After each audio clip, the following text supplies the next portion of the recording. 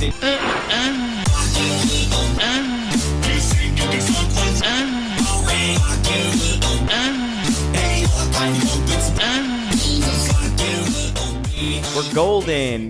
golden boy. Hey everybody, welcome. Howdy. Welcome to the Snark Tank podcast. Sorry about that. My bad. That's my fault. My apologies. We missed the last episode. We recorded a whole, and you know what's sad too? It was a good one. Great episode. It was a really good episode that you'll never fucking hear. Maybe we could maybe send it to someone and they could just like edit it in such a way that it makes sense. but really good episode, Sweeney, unfortunately. Yeah. Sweeney's audio just wasn't captured. It wasn't there, unfortunately. But we've double checked this time, triple check even, and it seems like we're golden. So this should be getting out to people. Mm-hmm. But the good news is. You're not going to miss anything because we're going to cover everything that we went over. We're going to cover everything that we went over in that last episode and some new stuff. So you will not have missed anything. So also, I think the Derek's best thing not here. We forgot to say that. Oh yeah, that's right. Derek, say that he's sick. Unfortunately, Derek is sick. He's a sickly boy. I'm also sick, but I think I think I'll be all right. I'm coughing, which is like not fun. You know what's confusing though? It's like I was. So I had like a head cold, and now like I got like that tightness, almost like a asthma type, which I have asthma. You're asthmatic. I have allergy onset asthma, which is like a fucking weird. Like it happens whenever there's like seasonal allergies. Yeah, but the thing is, it's been so hot here. Oh, it's and bad. there's been such a minimal shift in temperature or climate that like I can't imagine that like I don't know. I took like 3 COVID tests, so it's not COVID, dude. If I lived in my other apartment right now and it was this hot, I would have died. I think real would have passed away. You would have been a dead man. Yeah, that apartment's fucked. I would have went to bed, and never woke up.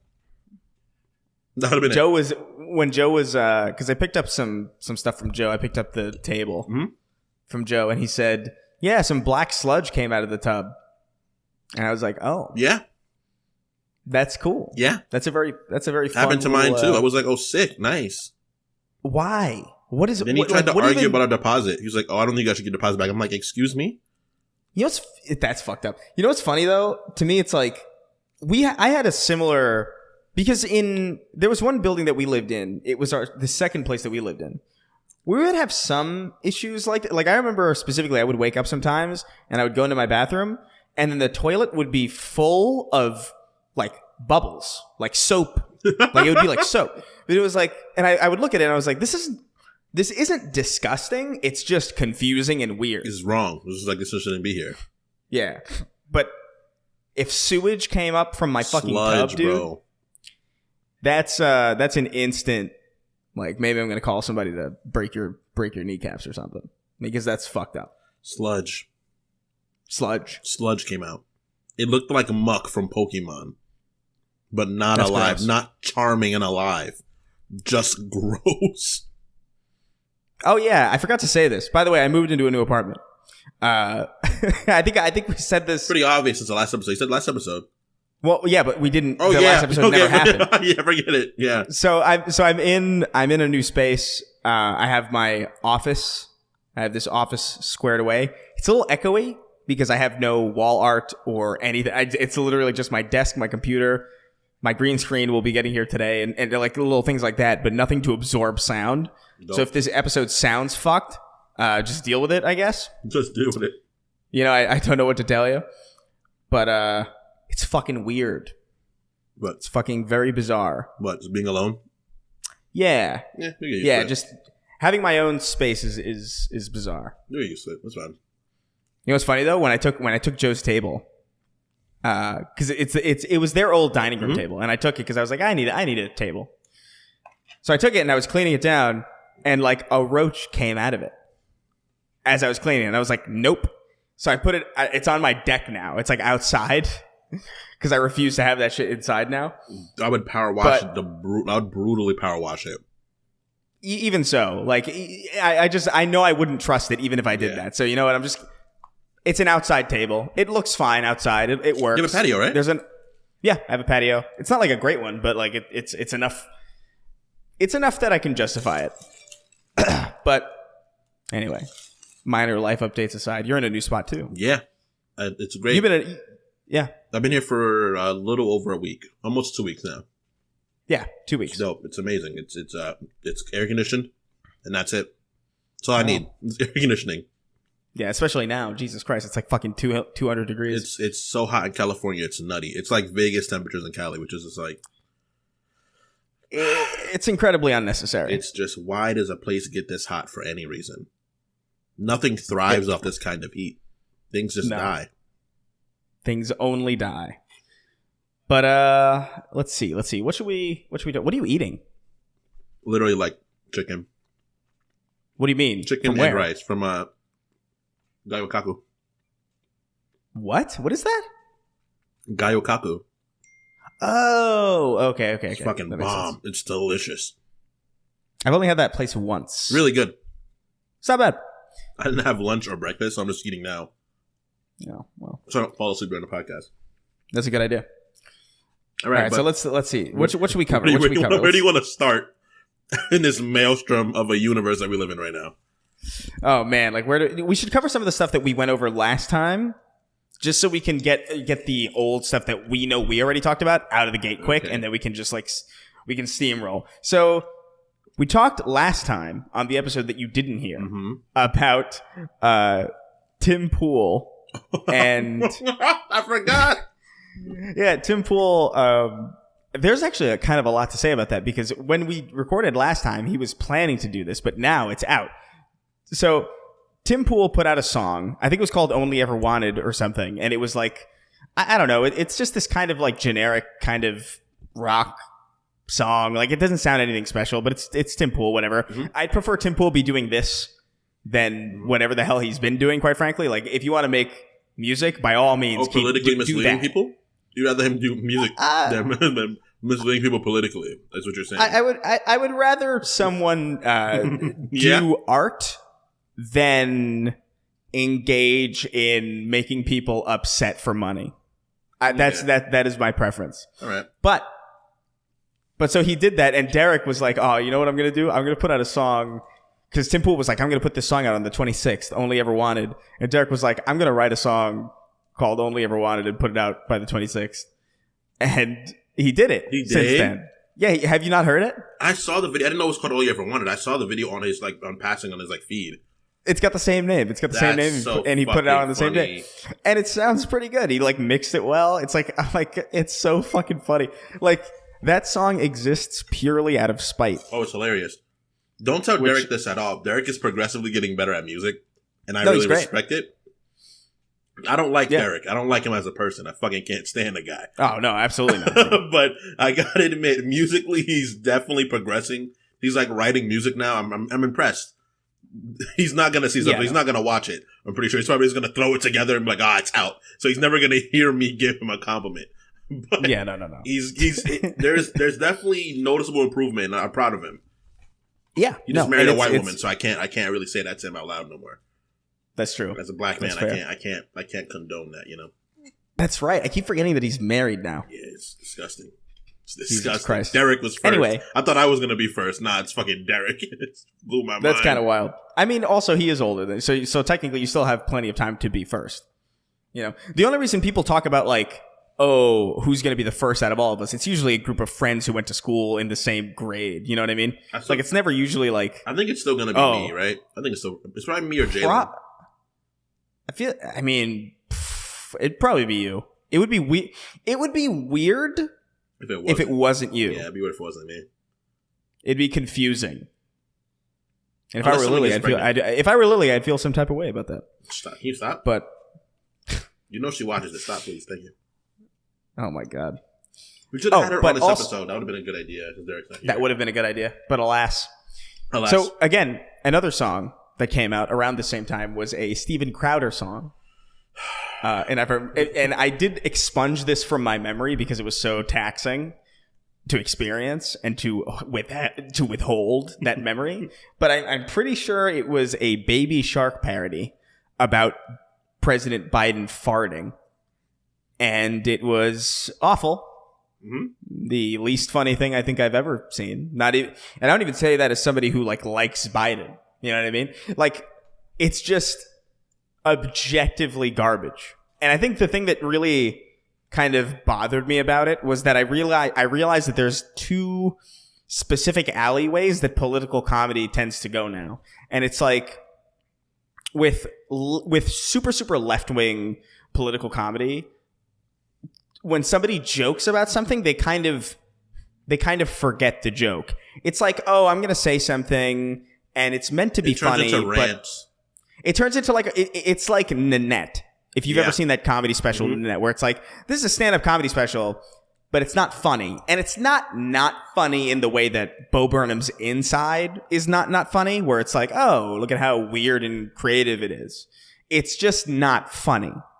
And it's like the comedian forgets to tell the joke because they're too busy making a point. And that's like left-wing political comedy. And right-wing political comedy seems to be almost the exact opposite, where the joke is there, but it's tailored to like a 5-year-old's reading level. It's like literally like monkeys. It's like it's simian comedy. It's like Barding's it's like if farting, do Barding's.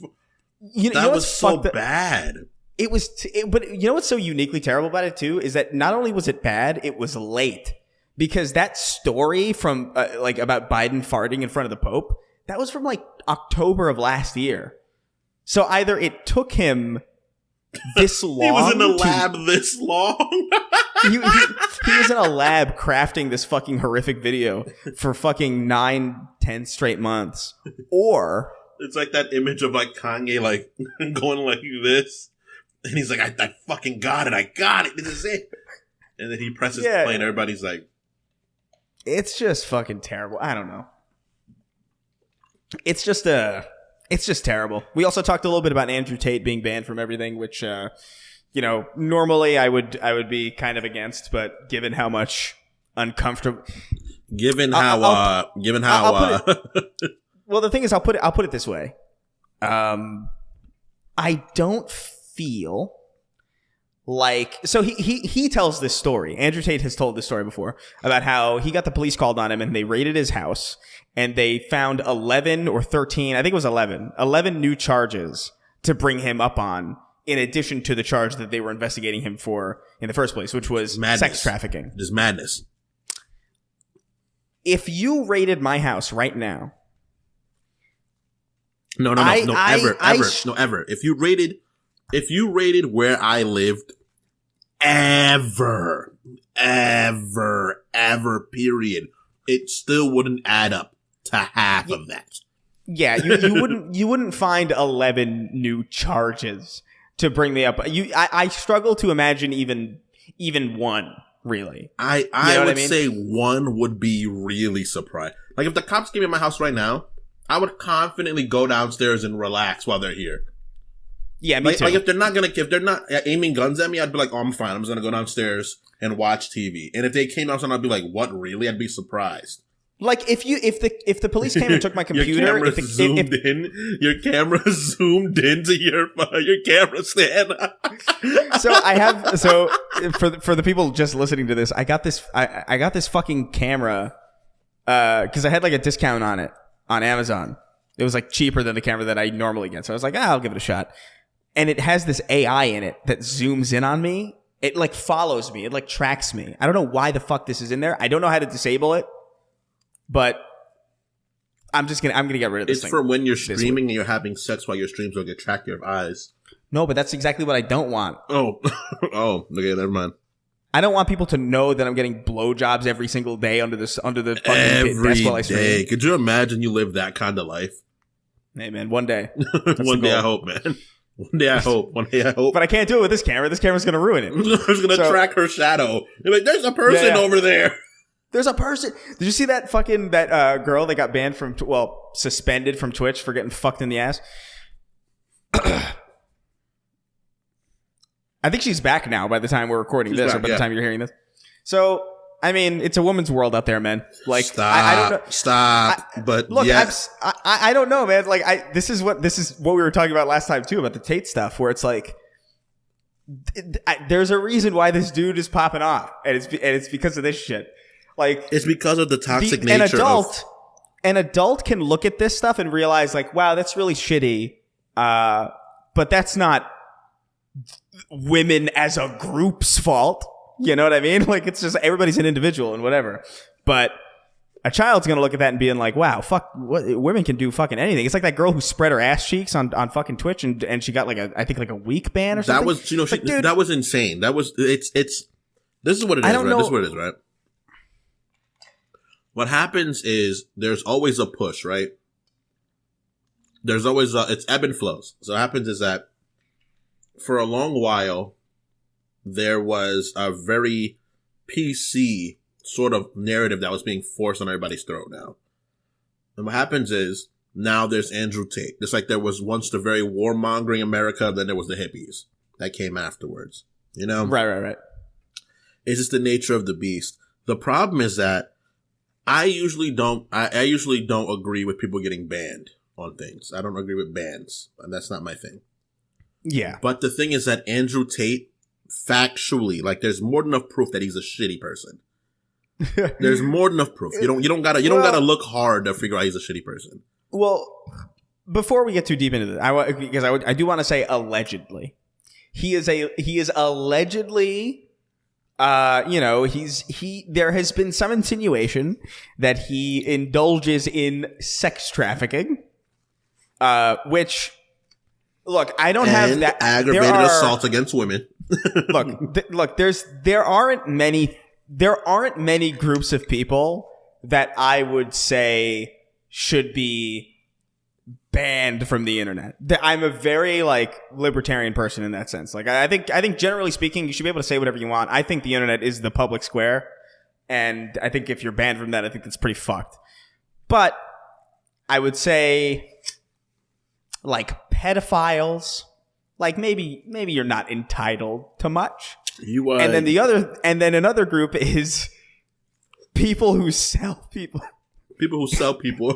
People who sell people. Into sex. You know, I feel like slavers and sex traffickers are also in that group where, like, you know, I don't necessarily care if you are denied basic rights, because your base existence is founded around that. In the instance that Andrew Tate is indeed guilty of these things, I don't want to be seen defending him, because that would just be very bad. But generally speaking, I even said this with Alex Jones, where I feel like he shouldn't have been banned. I feel like they should have just fucked with him endlessly. Endlessly. That's so fucking terrible. I know, but I just feel like people should generally have a place on the internet. But, like, he's just one of those things where it's like, I'm not comfortable yet. The problem with the Alex Jones, the Donald Trumps, the Andrew Tates, right? What happens is, I would assume you would agree with this, right? We didn't think Trump was going to be the problem he became, you know? I didn't think he was going to. We were joking about it. Remember when he won? And we're all like, it's impossible he's going to win. And a little bit later on, before the winning, you were like, I think he might win. But at first, we didn't think he was going to win. We were back east. We were like, he's not going to win. That's insane. Donald Trump is a fucking lunatic. But what happened is that he became a voice for that group of people that felt ostracized and like they don't have a voice, you know? He became a voice for them. And we've seen, through him literally inciting an insurrection and then trying to deny it, that those things can become problems. They really can. I agree, but I don't think the solution is banning them. Is necessarily banning them. I think the solution is accepting the fact that moderate opinions exist. Because I think what happened with Trump, and to a lesser extent even Alex Jones and other people who get banned, is that there is a noticeably light representation of the general opinion. And I think the reason for that is because the general opinion is often viewed as extreme, because it's not, like, I'll put it this way, like, when you look at Andrew Tate, right, and he says something like, he says something extreme, and then he follows it up with something Moderate. that's moderate to basically undeniably true, right? Mm-hmm. Like just some basic knowledge. That basic knowledge then becomes associated with whatever extreme Whatever it's radical tied to. view it's tied to. You're very right. Correct. And so people who have just an objectively obvious grasp on the truth around them will not say the obvious thing because they don't want to be grouped in with group A. Yeah. Right? And so people who are growing up, who are just coming into this world, who are just trying to find their footing, aren't exposed to the moderate shit. They're only exposed to the extreme shit and the people telling them that the extreme shit and anything associated with it is terrible. And it's really, it's really dangerous. Like this, it's like a very seesaw. Confusing. Yeah, I don't know. It's a very confusing thing because it's like, I don't know, man. I'm sure like TikTok and like all these other websites have algorithms that are designed to kind of push you into. They're designed to make you react, right? They're designed to get you clicks and reactions. Yeah. Because I've seen this, right? On my feed, right? On my feed, I see like all these things of like women being the shittiest, telling men that are like crying, like shut the fuck up, you're pussy, stop being a bitch, all this shit, right? I see it on my feed regularly. And obviously me being a person who has sense, I'm like, well, that girl sucks.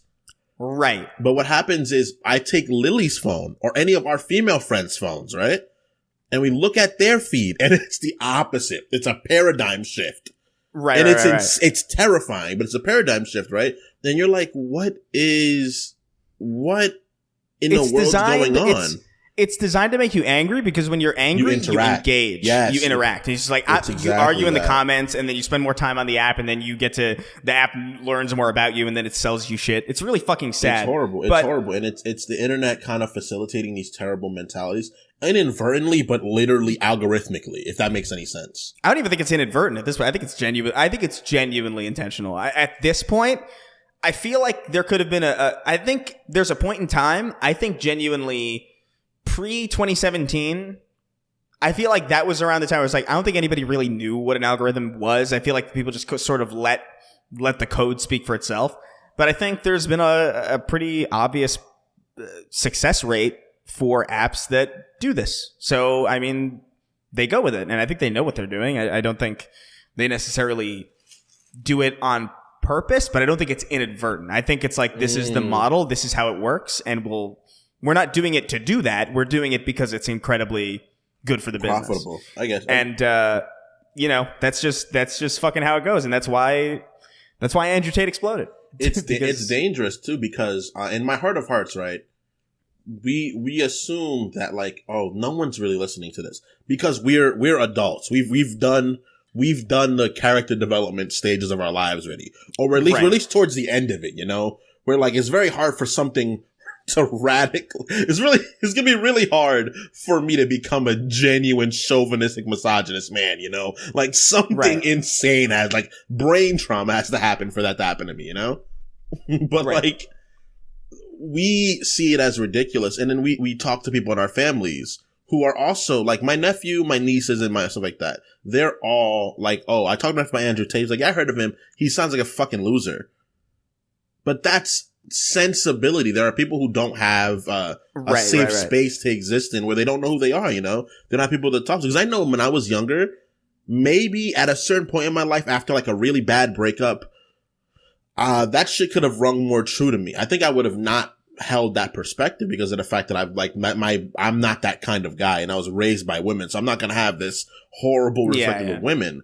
But that's like, that's kind of the separating factor there, I think, too. It's just like, I think, because I just think about basically, it's like, oh, I like my mom, and I wouldn't want people talking about this.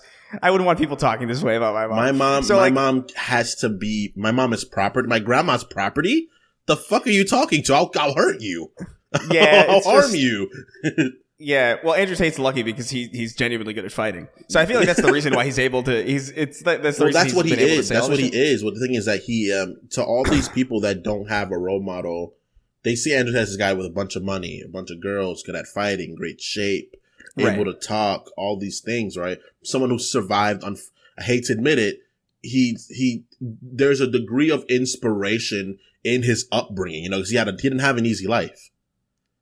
Right. So, I mean, you can at least, part of my human nature to be like, if this guy wasn't an asshole, he'd be an inspiring guy, It wasn't a complete twat. You'd be like, oh, this guy, man. It's like, but the thing is, no, I know what you're saying. But the thing is, then you see, you imagine you are young and you're kind of impressionable. You don't have that mother figure or whatever. And then you see Andrew Tate and he's saying some stuff that makes sense. And then he's saying other stuff that's like kind of like fucking what the fuck. And then you see a story about, oh yeah, this girl got a 3-day suspension on Twitch. You look at the internet bias towards women, and you're just and you're immediately like, what the fuck? What is this? This is bullshit. He's brought. And I didn't necessarily want to tune this or switch this into Halo, but I feel kind of weirdly compelled to. How? I want to hear this one.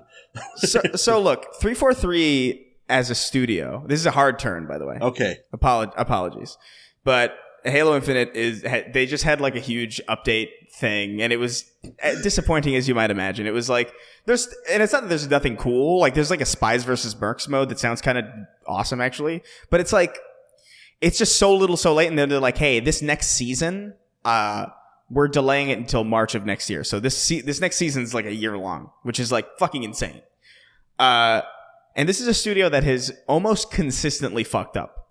Like, since they got the IP, they made a game that like people loved with Halo 4, but that wasn't really, it was like, it died really quick. It's like, all right, that's not exactly a failure, but definitely like kind of a misstep. Maybe recorrect yourself. Mm-hmm. And then they did the Master Chief Collection, which was a fucking travesty for 6 straight years until they fixed it. And then they did Halo 5, which was like so disastrous that they did a spiritual reboot, right? And then they do this live service game, and they deliver it with no content, even after like years of delay. And even if they did delay it a year, it would still be underdeveloped by the time it would have been out. So, and I look at that and I think like, why the fuck is this studio still even around, to be honest? Like, they're doing good work sometimes, but at the same time, they've fucked up in such a way that I cannot fathom how the higher ups at this studio have not been fired. And I look at the higher ups from the studio, and it's Bonnie Ross. And I'm sorry, but if a guy had fucked up this many times, I don't think that's true, Chris. I disagree with that. Kingston, Chris, I disagree with that. I disagree Kingston, with that. No, I sincerely believe that they don't want to fire Bonnie Ross because I don't think they want to deal with the cultural shit that would the bad PR. I don't think they want to deal with that bad PR, and I genuinely think that's true because holy shit, what a mismanaged company that this studio has been for the last dude. They fired people for far less at that studio. But I really do feel like that is part of it. But I also don't feel like that comes from some Andrew Tate, oh, women are fuck, get rid of this woman. I look at it as if I was a guy, I wouldn't have even gotten the chance to have fucked up the second time.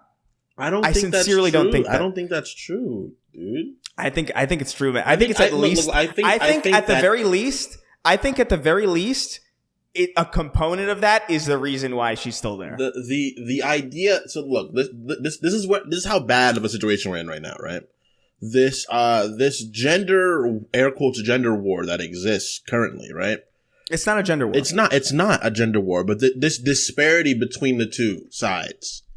The fact that this is even a conversation is wild, first and foremost. I know. It's absolutely insane that this has to be a conversation. It's simple fair play should be fair play, obviously. But then you see things constantly showing that there is a difference in treatment, which is insane. Cause I don't think, in my heart of hearts, I don't believe that you're right? I don't believe you're right. But why don't you think I'm right though? Because it doesn't make sense to me. That doesn't make sense. Doesn't make sense? It doesn't make sense that they were like, oh, she's a woman, don't fire her. Why would they fire her? That's crazy. But look, I'm gonna tail it back around. When your black friend is like, dude, I do get treated differently because I'm X, Y, or Z. And your friend, your white friend who's genuinely not a problem at all is like, no way, that's crazy. They wouldn't do that to you. You're a person like me, and you're just being discredited for having that mentality. So it's insane. We live in such a wild variation of the world that it blows my mind.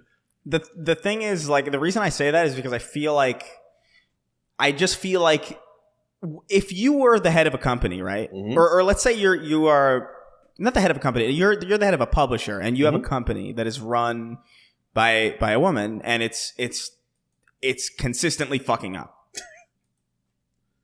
I'm not saying that all women fuck up companies, by the way. Oh no, I'm like very aware of that. This is like very specific. I like really need, and this is why I feel like people don't say these things. It's because they don't want to be roped into this shit. But I'm sincerely, I don't know what else to make of it, because I can't think. It's unfortunate that you have to even do that, right?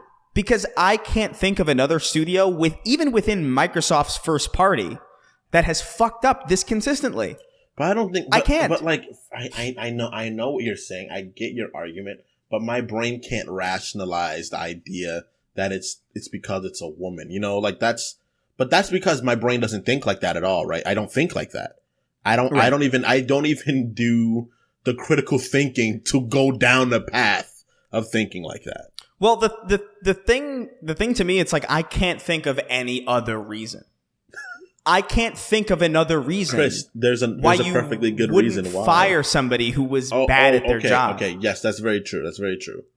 Unless you just didn't want to deal with the fallout of, because the video game industry is fucked for women. Yeah. You know what? It is not a good place for women to be. I know many women who are in the industry, and it's not like 100% bad all the time, but like it's not fucking wonderful. It's definitely hard because there's a different expectation, and there's like, you know, there's all sorts of different things that go into play. It's any sort of tech / business company for women is not great. It's just not great. And like, I had an ignorance to it until I started dating Lily, and she being a female engineer, the stories I would hear, I'm just like, what? People are just saying it. It's like, yeah, that's what happens. Yeah, I think seeing it in person is another thing too. Where it changes the way you think. I remember seeing some stuff like that in like 2020 and being like, Jesus Christ, I have never seen seeing it. I guess unabashed, like without any hint of. It's kind of like when you're out to dinner with somebody and then they treat the waiter poorly, and you're like, "What the fuck is that?" Yeah, and it's like, "What are you doing?" Like it just completely shattered. Like, I didn't even think people did this. It's a veil that gets pulled up. It's honestly a veil. You're like, that doesn't happen, right? And then you think of all those times. They're like, that probably happened. But so imagine this, right? Like, this is an industry that is already a hard time for women, right? And then your company, and then you fire one of the few women who's a head of a company in first party, in the context of that whole ecosystem being the way it is for women. I could see why you might want to avoid that. But at the same time, it's like, how? I can see your train of thought. Like, the pieces connect. I can see where they connect. I just can't believe that's the reason. My brain won't let me believe that's because that's such an insane reason for that. It is insane. It sounds insane. It's like, what? It isn't. You won't fire her because he's a woman? That's so crazy, dude. Like, just fire her. Man, she sucks, but she does suck. I don't want to be that blunt about it, but she's. I mean, it just. Look, man. Halo's seen really good days, and none of them have been under her. So, like, I don't know what else. I don't know.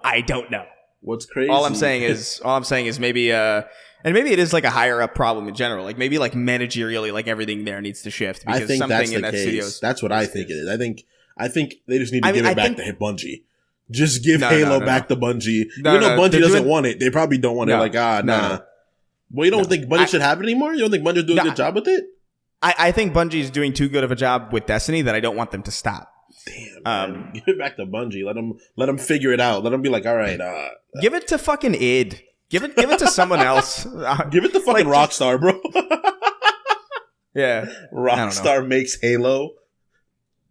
Yeah. I don't know. It bothers me that I can't say those obvious things because I feel like that observation isn't like a misogynistic one. It's I can't help but notice that. It's not misogynistic, right? But what happens is people that have misogynistic views.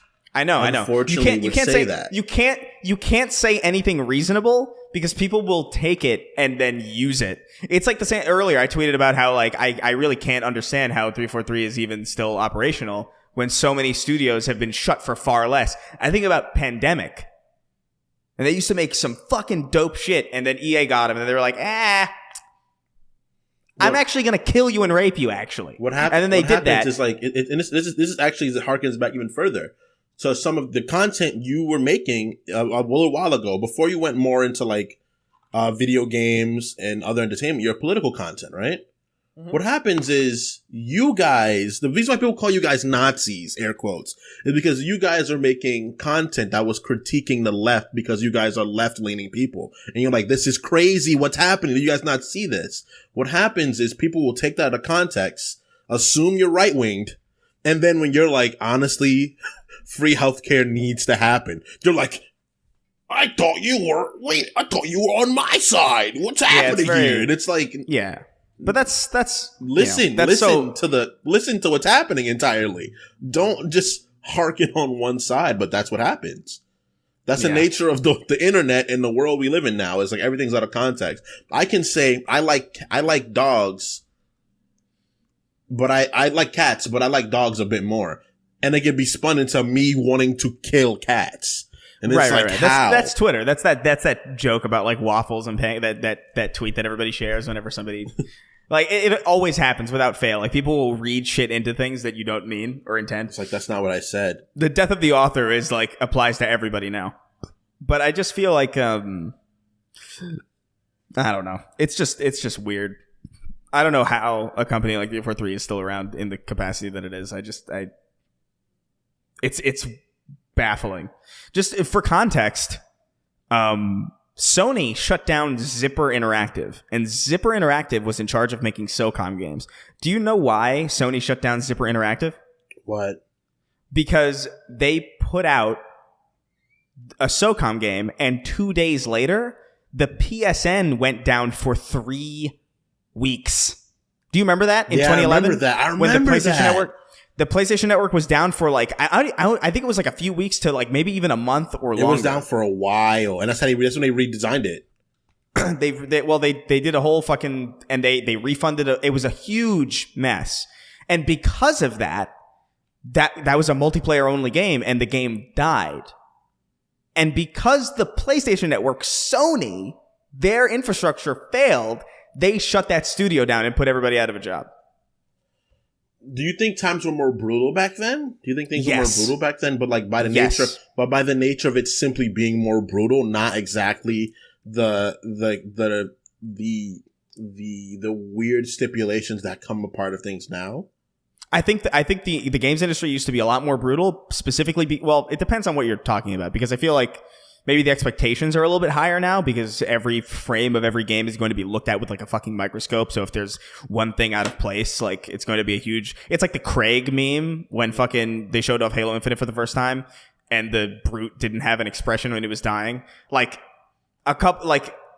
even in classic Halo games, that probably wouldn't have even been remotely noticeable. That's not something anyone cares about ever. Like, I'm pretty sure that's even true of all the old, like no one cares. But like now where you can like pause and like rewind and play at half speed. I do think that's worse now. But back in the day, studios would just publishers would just, hey, you're fucked. Fuck you. Hey, this thing that we fucked up? We're going to kill you for that. Like literally, that's what Sony did. They were like, our infrastructure failed and it negatively impacted your game, so you're done. EA was like, hey, good job, Pandemic. You've done great. That doesn't matter though. Like Pandemic was at the top of their fucking game only like 2 years before EA shut them down. They put out fucking Battlefront and Battlefront 2. That is fucking crazy. And then they went, no, go away. And only to then revive that IP later. Horribly, so, bro. So I do think it was worse because now I feel like there's a lot of fear behind shutting studios down because I don't think anybody wants the reputation that EA has and has had for so long. EA doesn't even do that anymore, but people still think of them as that studio that shuts everything down. That's true. And I think people are afraid of that. So now I feel like companies have a little bit more. They got to dance around things more. But dude, fucking Lionhead, the studio that made Fable, they died after Fable 3, and that was just kind of a bad game, like, subjectively. Like, I know people who love that game. I hate it. I know people that love that game. Jalen loves that game. Yeah, but like they were shut down after that. That's true. It's the idea of like so I agree. Yeah, I agree that there's a different ecosystem they exist in, and it leads to these things even being questioned in the first place, which is kind of icky to begin with. To have to question that is kind of gross. Man, what do we want to... There's a lot. There's a lot of stuff we could go into. Where do you want to go? Want to go into debt forgiveness? You're talking about... What was that? Want to go into debt forgiveness now?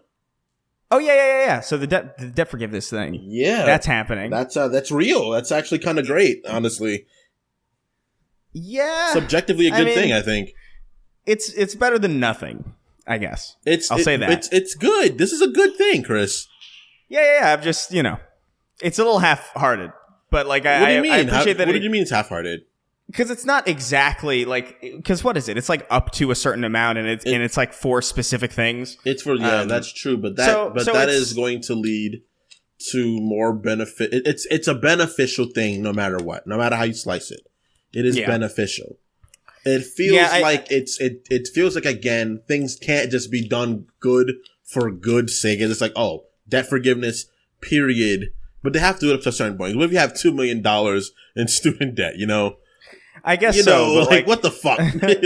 I guess, but it just, I don't know. I just don't like the loan system in general. Like, I just feel like it's inherently, I feel like it's inherently predatory. And I feel like a lot of people from our generation and forward were like kind of tricked into doing, or tricked into that system, thinking that it was like the only way. Like, I remember thinking like genuinely that it was the only thing you could do to pay for college. No, sometimes it is.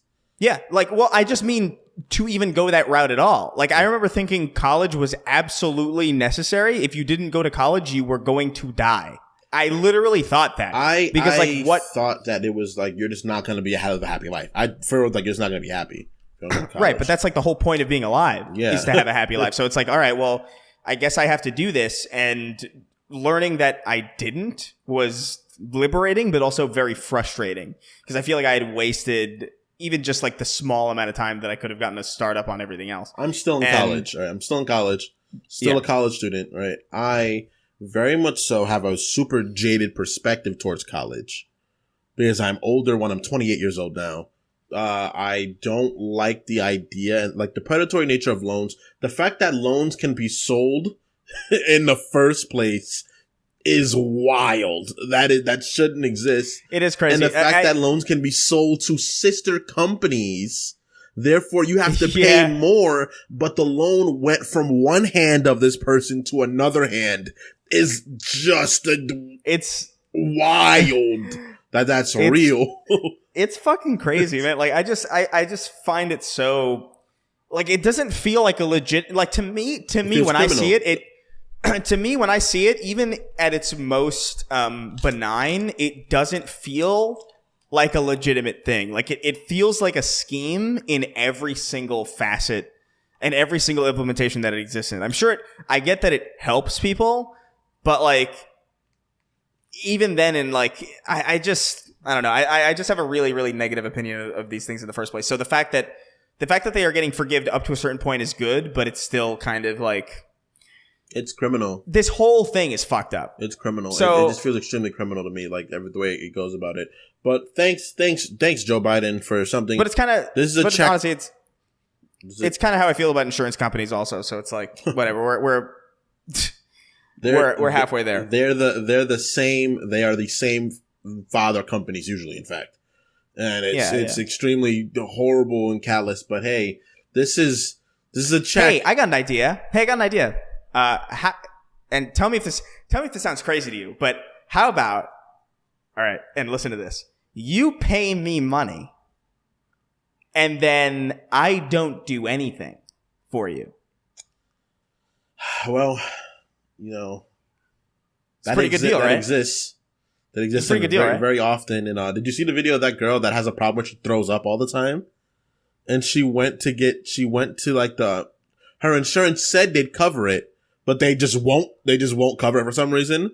So she just can't keep food down. So she just vomits all the time. So she had to give them a proof of one of her I forgot what it was called. One of her I forgot what it's called. It's some sort of like documentation. So she put it in the envelope, threw up in the envelope, and left it in front of the building. It's so fucking funny, but sad. That is funny. It's so sad. It's nature of the beast. I don't know. It's like I remember hearing like, oh yeah, my insurance doesn't cover pre-existing conditions, and I'm like, that's the point. What that is. What do you fucking mean pre-existing conditions?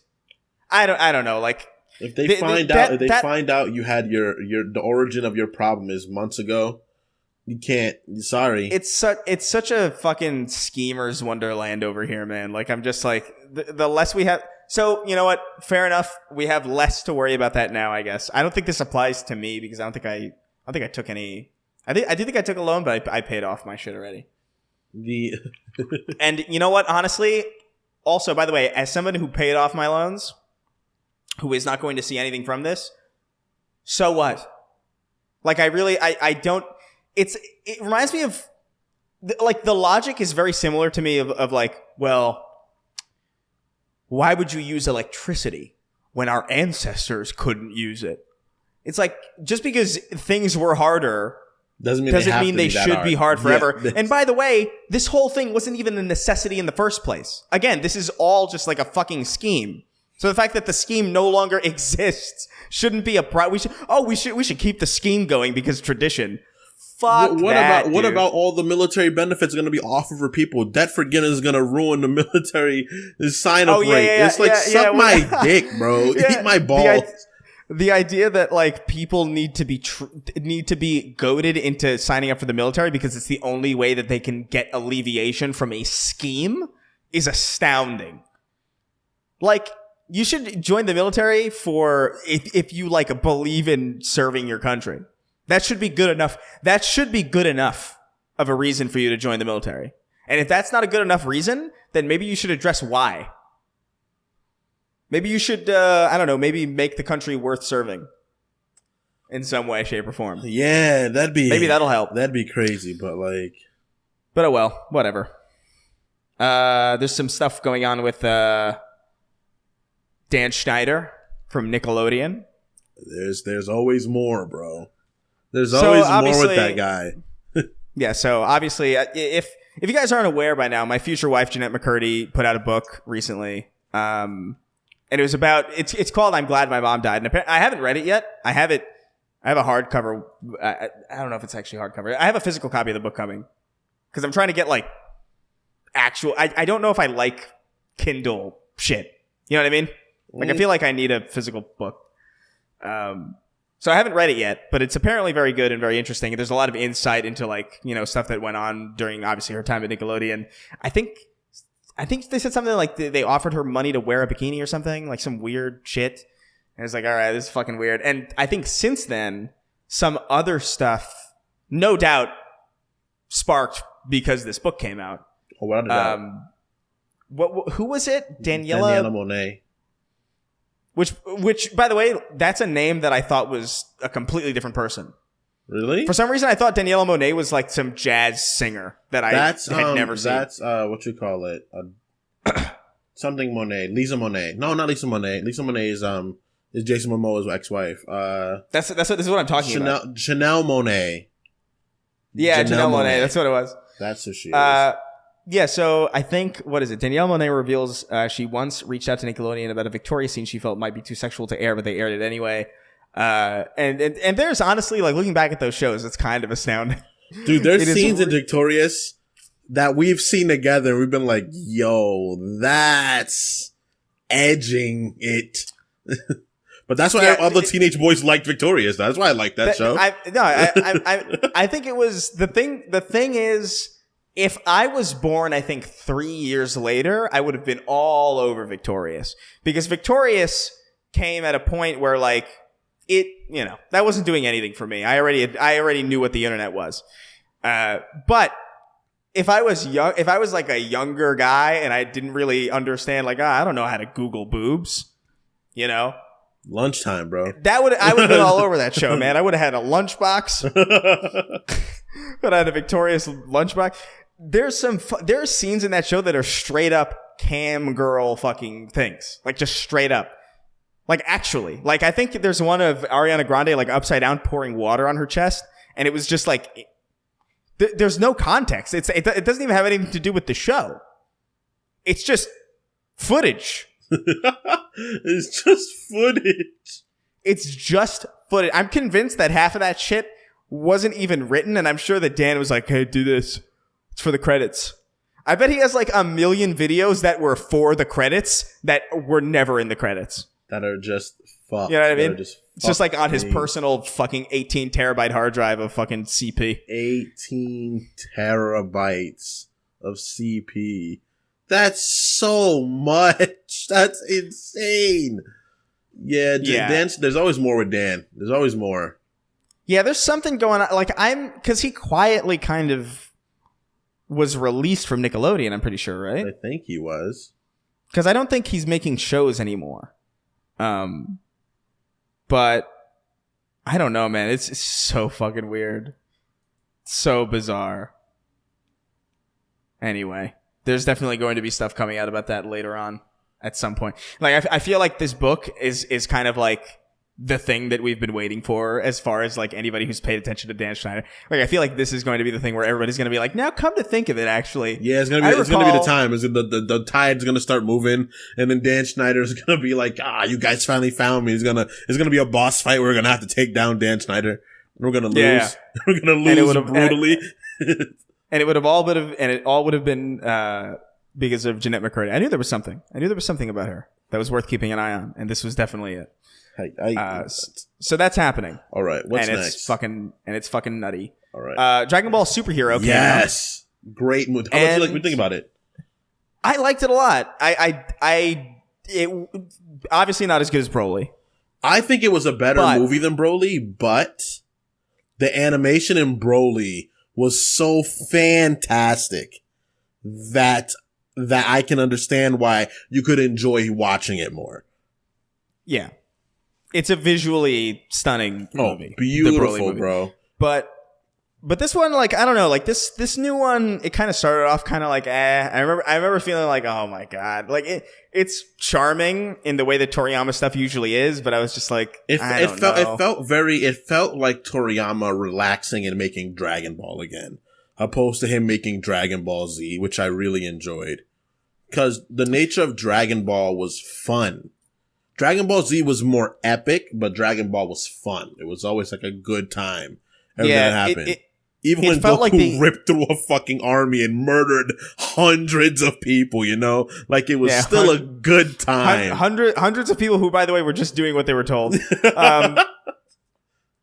It did feel like I didn't really watch a lot of Dragon Ball. But I do think it felt like the action of Z with like some more of it like an adventure like slice style of life setup.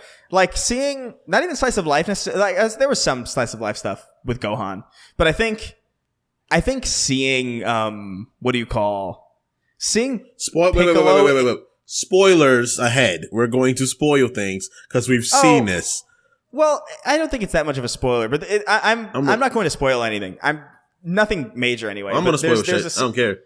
There's a scene where Piccolo is in disguise, and I think it's genuinely one of the funniest things I've ever seen. It's hilarious. In Dragon Ball. There's like a scene where he's like flying a ship, and he talks about how he never got his license, and it's just a really charming. There's a bunch of moments, or like it's very charming to see these characters act as if. Because I don't know, I guess the canon of Dragon Ball feels like it's not really there at moments. But this moment felt like when he threw Gohan his glasses and he was like, "Oh man, I fucking missed it." And he was like, what's wrong with your eyes? And he was like, "While I'm fighting, my eyes are more acute. But when I'm not, when I'm lax, my eyes aren't as good." When he acts, Piccolo straight up asks him, he's like, "Does your vision improve when you go Super Saiyan?" What? Like, he asked that question. And, like, there's a lot of, like, little things like that happen. Because, you know, when he threw him the Potara earrings and he missed it, it's just, it feels like as a Dragon Ball fan for the last 20 plus years, this movie was like, if you watch this stuff, here's all these cool moments for you as a fan. I really enjoyed it. It kind of felt like, especially the Gohan Pan Piccolo combo, that stuff. It felt to me, not exactly, because obviously it's an anime fucking movie, but it had like a tone of like, I don't even know, like an 80s kind of like a John Hughes movie almost. Like something about Piccolo going to Gohan and being like, "Why can't you pick up your fucking daughter? Like, what's wrong with you?" And then he like puts the shoulder pads on and he's like struggling with it. He was like, "Oh man, you didn't struggle with it when you were a kid," and just like little things like that where it's like they felt like real people. Yeah, opposed to the Dragon Ball characters, they felt like characters more than the warriors they've been for so long, you know? Yeah, so in that respect, it is I think it's written better than Broly, maybe. I really enjoyed it being Gohan's my favorite Dragon Ball Z character. So them giving Gohan and Piccolo more shine and finally like these power ups that are like outrageous. It was really cool. I didn't like that it was Cell again. Yeah, but it was fine. It was fine. You know, I was like, hey, you know what? But it makes sense that it would be. He would be the character that pulled that out of Gohan. You know, so yeah. Well, not even it's thematically from that point, yeah. But it also just like canonically, like it's Red Ribbon, like. It makes sense to me. I enjoyed it. And Gamma 1 and 2 were cool. It was fun. I will say though, like I don't know if I'm the biggest fan of the 3D animation. Like, it's fine. The animation definitely improved during combat. When they were fighting, it definitely got way better, and I was like, whoa, because they improved it from like the first trailers they showed. They improved it, and then when it went into fighting, it went from like to like, oh, this looks really, really, really good. So I appreciate that. It was great fighting. I just feel like the moment to moment, like normal speaking and walking and like move, like normal stuff felt very bizarre. Like there's a scene where Vegeta and Goku are kind of like off training and it's just like they look so bizarre. Oh, that final moment also for the training, that final moment at the end of the movie was so great. Finally great, because that was a moment that like everyone has wanted for so long. It was just like, thank goodness. So I really appreciate it. It was fun. I enjoyed every moment of it. I thought it was really cool. I hope they keep this train going with Gohan, where he's not the main character. He's not the leader of the pack when it comes to power, but he is in his own right an extraordinarily formidable warrior, you know? Yeah. Because the way they built him up, there's no reason why he shouldn't just be getting left behind by his dad and stuff like that. Yeah. But I want to see him fight Vegeta though. That I want to see. Yeah. It was a very fun movie to watch. And it's a lot funnier than I thought it was going to be. The fact that it was a Piccolo movie is hilarious to me. Yeah, Piccolo's great. Like, this reminded me that Piccolo is actually wonderful as like a character. He is. Because the situation's so much funnier, you know, because Vegeta's situation is very like, sort of like more noble in a sense. But Vegeta has the best arc for sure. Yeah. But like I think Piccolo has this arc where he was like a demon king and now he's just a guy. Like he's just like your friend. Like, you know, Piccolo went from like being like literally like a huge monster to like a surrogate dad for Gohan and like a grandpa to like Pan. It's just like, this is insane that this is the same Piccolo that killed Krillin 35 years ago, you know? It is kind of weird that they're just chilling. Yeah, man. I guess when death has no consequence, you just kind of get over that kind of thing. That's a different him, bro. That's the argument. He's like, that's not me anymore, bro. That's right. They address that a lot too, like different, like canonical, like like little things that happened in Dragon Ball, like relating to scale. Mm-hmm. They like, oh yeah, I can do that. Like it rewards you for paying attention. It was a good movie. I don't know if I'll see it again like I did with Broly, but Broly's just that fight is so insane. That fight was so insane. Also seeing Goten and Trunks grow up finally grow up. I was like, Jesus Christ. They've just been little boys for so long. They addressed that awkward transition in Dragon Ball where it's like Goku is a child, and then like in the next episode he's tall. He left for a year. He left for like a year and some change. And was it a year? Was it a year? It was less, dude. He grows up in the middle of the fight. Like no, it's not in the middle of the fight. It's the next tournament. Remember, they have the tournament. He loses to Tin Shenhan, and then he comes back.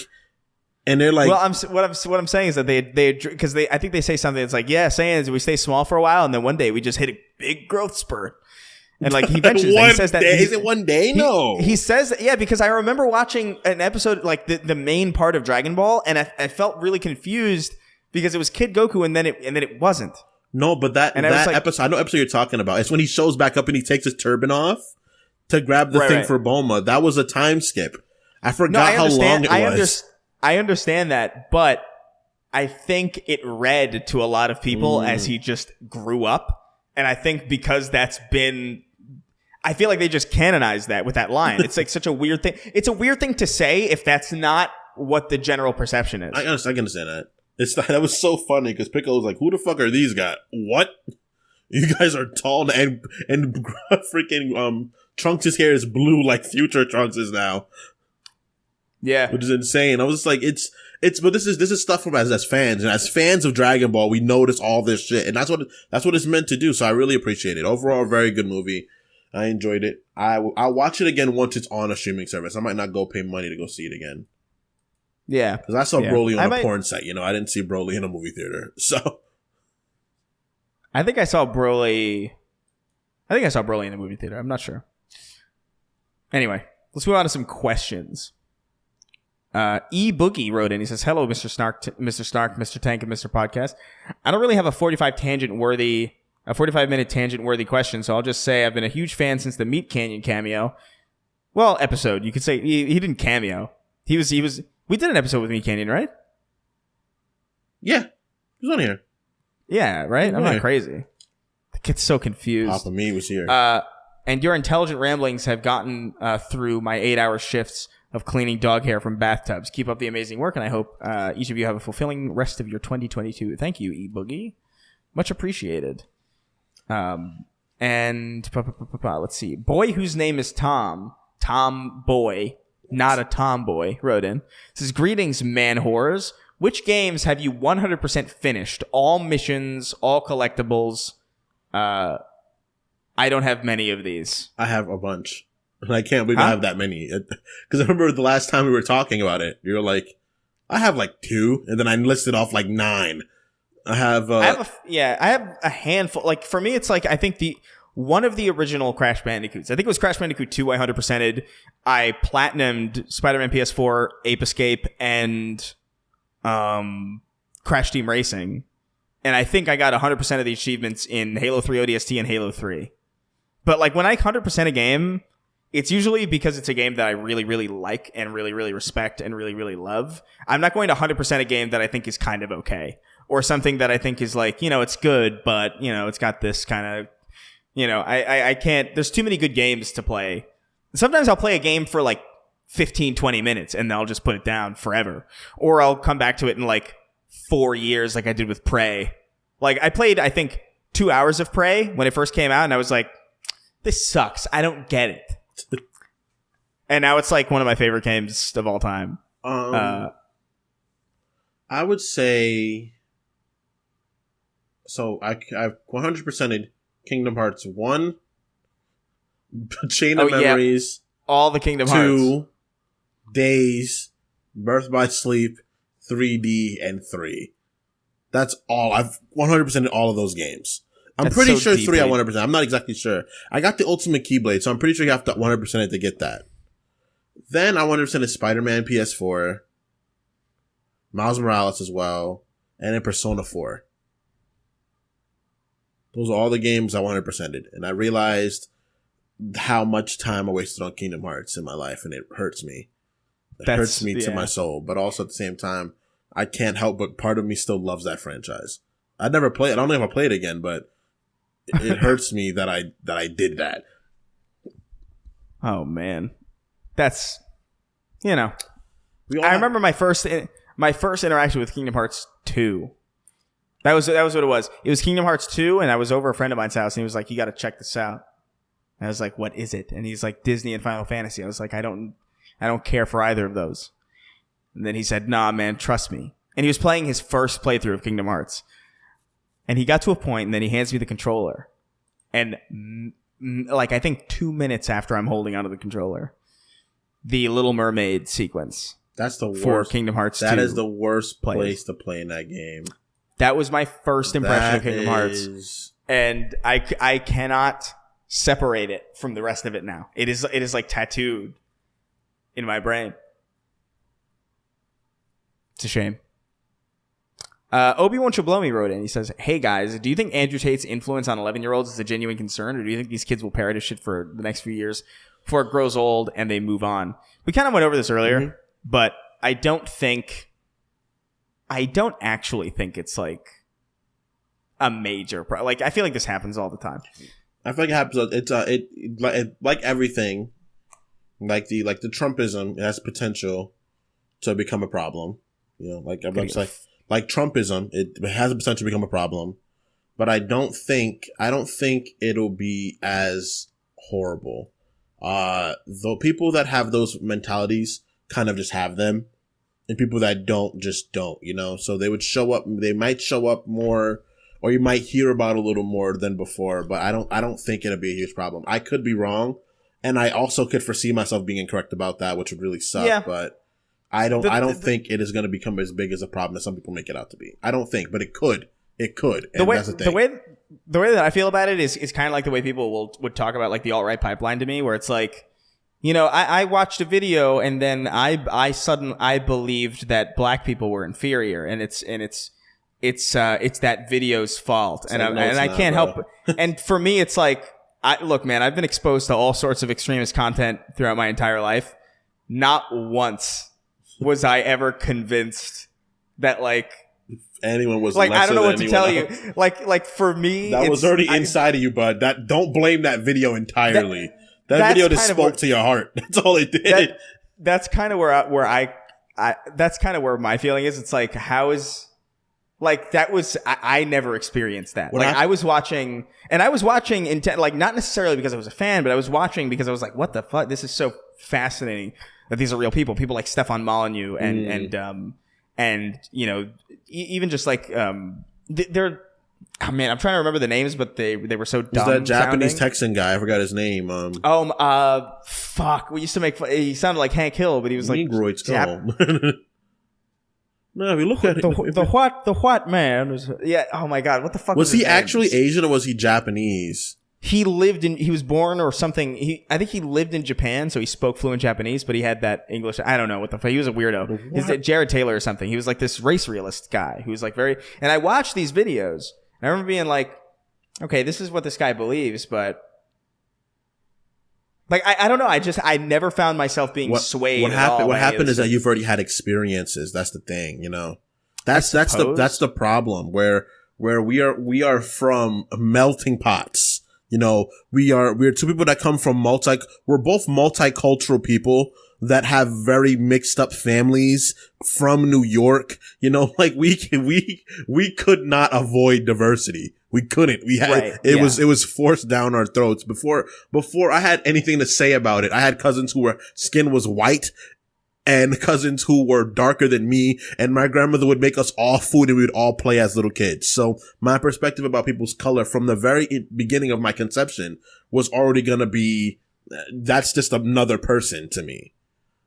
But the idea is that like some people don't have that, and that's where the problem can come from, because these people and the internet has made small minorities so loud that it sometimes draws people in that are impressionable. So that's where the problem comes from, where we might hear about it more. And then someone else might jump on that pipeline. And the fact that he's banned, it might make people sort of rally for him in a way that might not be the best thing. But I don't exactly think it'll be around forever, but we'll see. This is why I support, nice, sensible, moderate misogyny. And what I mean by that is... Oh my God. And all I mean by that is I think, guys, you should be able to speak about women the same way that women speak about guys. I sincerely believe that. I think you should be able to be like, you know what? Women ain't shit. I think you should be able to say that. And I think that should be fine. Look, I'm not gonna act like, so we can do that, right? We can do that in our friend group. Oh, I could do whatever the fuck I want. I mean, yeah, sure. But the thing is that we do that in our friend group all the time. When someone's girlfriend annoys them, we come over while we're playing Smash Bros. Or complaining about girls, and all of us are like, "God damn it, you're right." It's all this shit, but that conversation need to be had because of the fact that there's no real. You can't exactly tell if there's real hate about it, but more often than not, there isn't. There isn't real prejudice and hatred behind those things. And people need to voice these things, because what happens is that they don't voice these opinions, and then they get hit with this degree of feeling othered for having opinions that aren't even that bad. They're just like, oh, sometimes girls really annoy me because of the things they say about men without repercussions, you know? And it's like, yeah, dude, but like someone gets to be like, yeah, dude, someone like, yeah, but think of how many times women have had repercussions for things they can't even control. You know, but most people be like, yeah, you're right. You're right. That's right. I'm just really upset with this one girl at this moment, and that's it. One thing I will firmly stand by. It's like, listen, man, if you're gonna hit somebody, you best be ready to get hit. I'm sorry. Yeah, teach. You gotta teach. Look. This is my thing, right? This is my. I exist in a duality here. I said this on one of the episodes, on the last episode, where like, I am from a place where if you talk shit, you get hit, you know? I'm from a place where that was very real. But at the same time, I also exist where it's like, there's always, every time I've gotten into a fist fight, I sit down and I think about it, and I'm like, there was a better way. We could have just used our words, or I could have not done, I just didn't have to hit the guy, you know? But it's really hard to tell somebody that when someone just punched you in your face, you know? It's really hard. Right. So I'm in the middle where I'm like, just don't hit anybody. Don't be very rude to anybody. Let's just middle ground. Let's be moderate. Everybody, let's be moderate. Middle.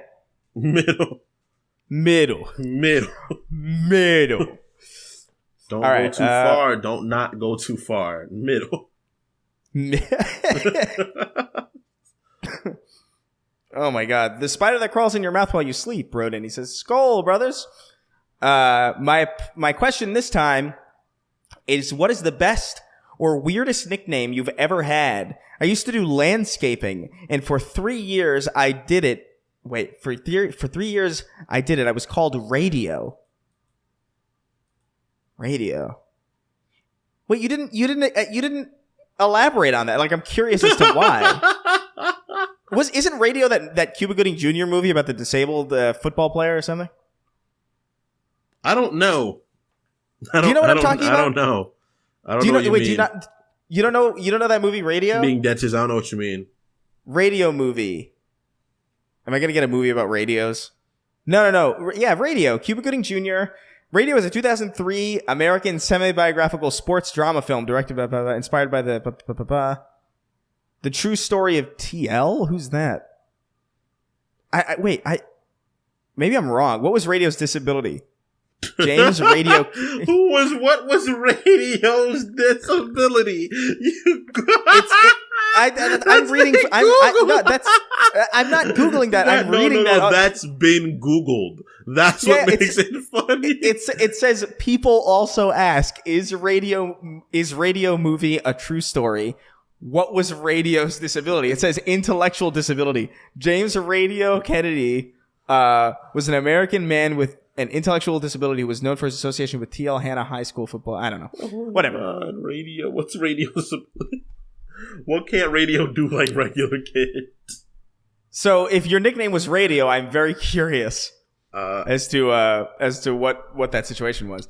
Also, side question for Derek. Can't ask him because he's gone. Yeah, Derek's not alive. Sorry. We'll keep this. I'll keep this highlighted in blue in the document. So we'll keep this and we'll ask him for you next time when he's on. So don't worry. Your question will be completed in the next episode of the Snark Tank podcast. But in the meantime, I've only ever had one nickname, and it was Nemesis for fucking ever. Until maybe like a year or two after I moved out here, it was Nemesis, I think. And then everybody stopped saying it, thankfully. But I don't know why, still, to this day. I have no real solid explanation. I don't think there was one, quite frankly, because Jalen came up with it. It's Jalen. There's no rhyme or reason. It's never... There's no, this happened, so this happened. It was... Well, it was better than that... I don't know. Like, I look at some of the other nicknames that were assigned like by those two, and I'm like, Butt Knocker was one of them. There was one kid we called Auschwitz because he was skinny. So that was, in comparison to some of the other ones, I lucked out with Nemesis. It's fairly tame. It could be worse. And innocuous. Yeah. My nicknames were... my grandmother called me Binka because that's like a Caribbean thing. But other than that, that was my weirdest nickname. It was always like Kingston. It was like Kingy. Hate that. That's my grandmother's like go-to. She called me Kingy when she saw me immediately with Lily in New York, and I was so upset.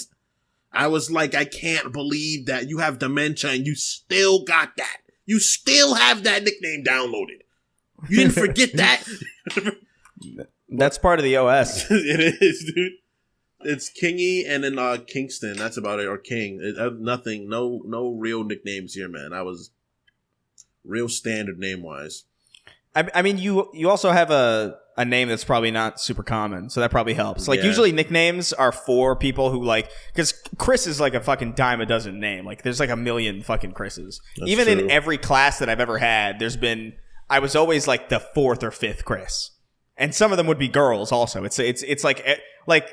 It's just too common of a fucking name. I don't know what was going. Your name is probably the most common unisex name, I'd probably say. Probably. It's a fucking... because there's so many different variations of it. There's like Krista, there's Christina, there's Crystal, there's Christine. There's like a fucking...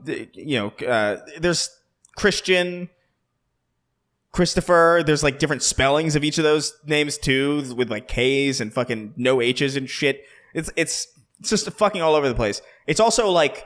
the biggest holiday in the world, and it's also the name of God, so it's just a very common fucking thing, It just be like that, bro. It's nobody's fault.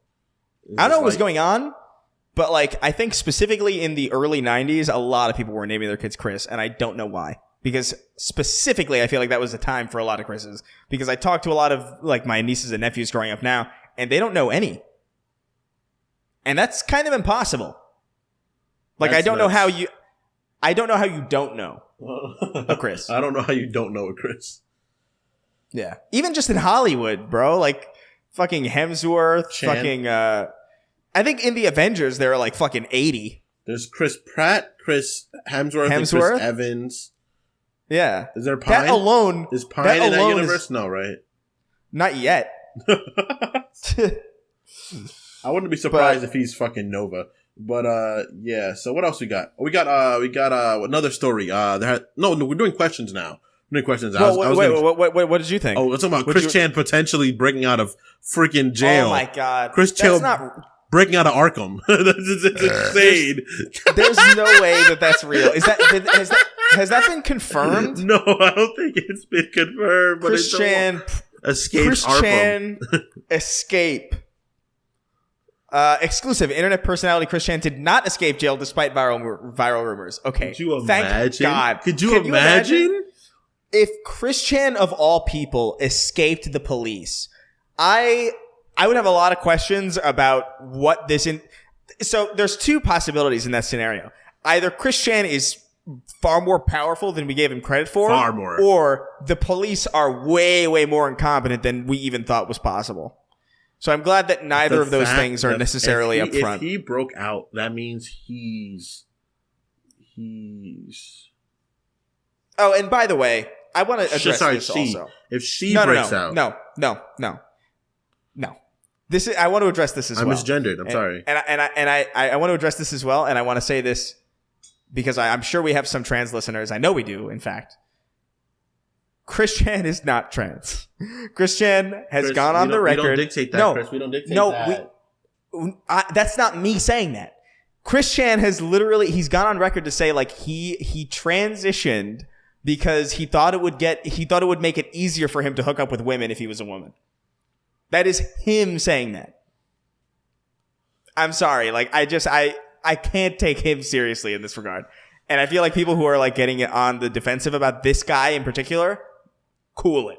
I understand there are a lot of, it's not that like I have to respect you in order to call you what you are. That's not what I'm saying. I'm saying this guy is a fucking demon. And he is admitted this guy's to a fucking demon. For real. Like, I don't know if I were trans, I wouldn't necessarily be like on the batting team for this person being like, oh, well, his identity matters. It's like, it does, which is why when he says, I did this for pussy, I believe him. I don't think he's smart enough to lie. Quite honestly. So, everybody who jumps down our throats whenever we say when we're talking about Chris Chan, just know that we're right. But yeah, that shit's fucking crazy. I can't believe that. So, is that trial happening? Chris Chan trial. We would have seen more from it if the trial was happening. I think it's being planned or something. I don't even know. That situation is just it's just anime levels of ridiculous. It's late game Naruto end of just like this character can't be real. This can't be a real story. I can't believe Jonathan Young came over to our house and we were talking about terrible things. And it started with Chris Chan. The first was Chris Chan, and then they're talking about like the terrible nature of Breonna Taylor's passing. That is how much darkness Chris Chan uninherently brings with her. It's just wild. It's so much. I started talking about it and my room got darker. Because the light can't exist where that person's being brought up. We gotta have more questions. Let's just move on before I cry. Yeah. All right. Oh, by the way, before we forget, what's up? Since you reminded me of an internet personality kind of losing their mind. Yep. We kind of debate. I know I debated personally talking about this. Because I don't know what the hell is going on, and I feel like she might be going sincerely insane. And I don't necessarily want to pile onto that, but at the same time, it is notable.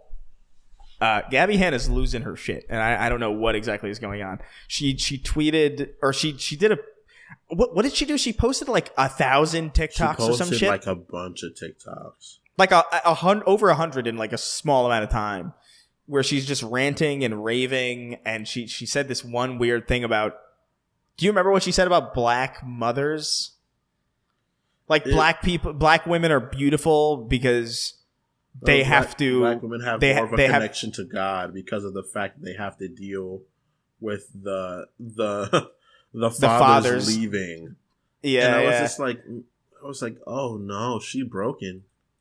That is the kind of that is when I think of like an overcompensating left-leaning person, that's what I think of. It's like somebody who's like really racist, but in a way that they think sounds nice. It's like, man, black people. Oh my God, struggle so hard. Speaking of racism with people not turning. So, I don't know if you saw this, but there was this a new class to D&D came out, and it was a class that is very simian-like. They're like monkeys, and they can glide, and they have like skin wings. It allows them to glide, right? Wait. What are you saying? It's this. I'll send it to you real quick. But it's pretty much this race of like primate D&D characters, like a whole race added to the game, where they can glide. They have like they're like monkeys who have wings, and they can glide, and they can like, you know, they're just monkeys for the most part. And some girl was like, "Do you not see how this is racist?" And I'm like, what? And she's talking about how because they're apes, it's racist to people of color. And we're like, miss, no, you're filling in blanks right now. That's not the case. I have to find it and send it to you. Well, what was the thing called? I forgot. The race. I don't even remember.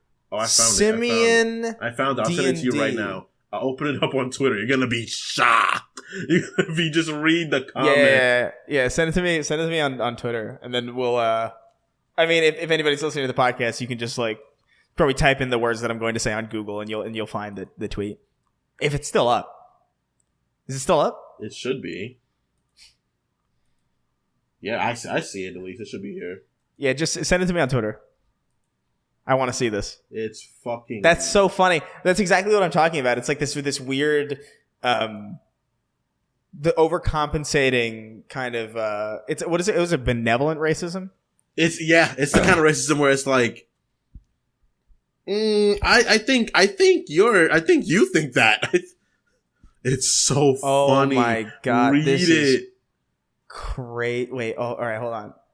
What? Wait, all right, hold on. That is racist. There's no other way to...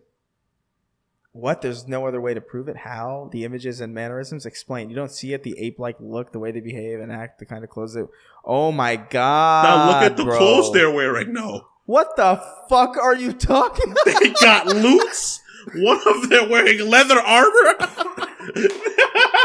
One of them's holding 2 swords.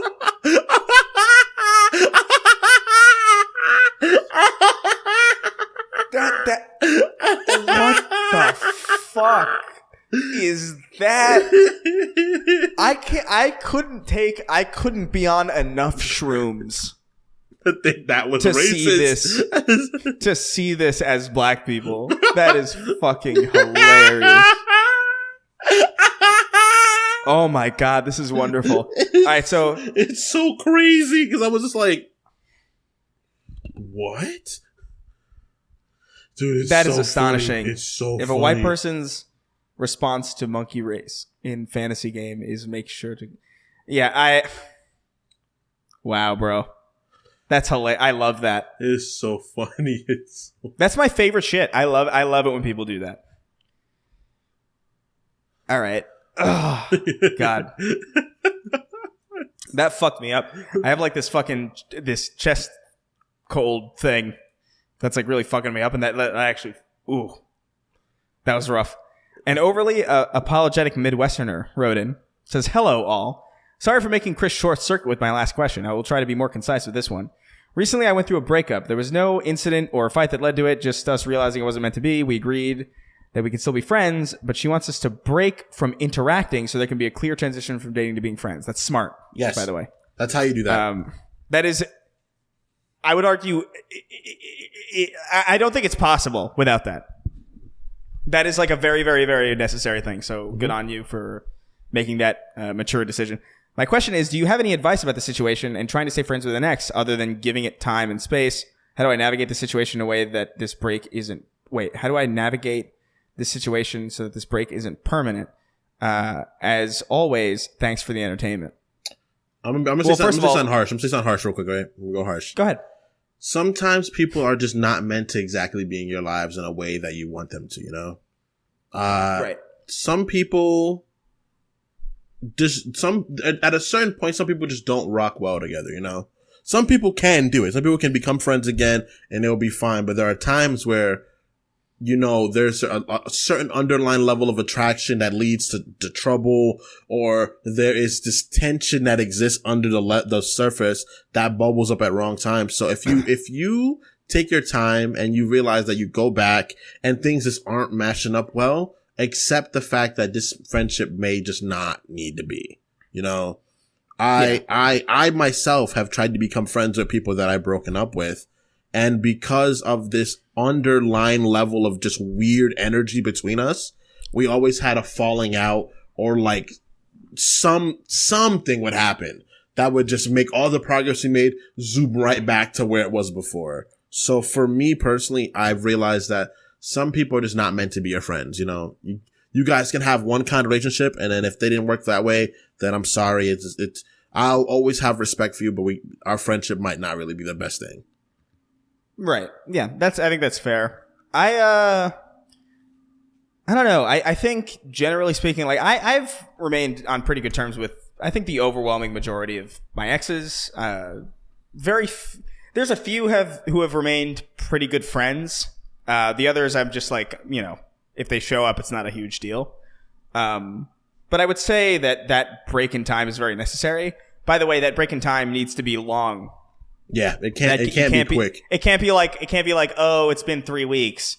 No, it needs to be like time. I would argue sincerely, like for everyone's health, no less than a year. I think it's possible to get away with like maybe less than that, maybe like 10 months or something. But like I think you need a significant amount of time. It's possible to get. It's possible. I would say it may be possible to be done in months, but I've never seen it. I've never seen it. I've had that like with I think. I mean, it's been so long at this point. I can probably talk about this, and it's not a big deal. But like when Lacey and I split up, that was that we tried to like stay in touch a little bit, like initially, where it was like, oh yeah, we'll still be friends or whatever, and we did that, and it just wasn't working. It was too fucking weird. So I was like, all right, listen, I'm just gonna not speak to you, and we're kind of gonna want to stay separate for a while. And it was about 9 or 10 months of just complete separation, and by the time I felt comfortable getting back to it, it was totally fine.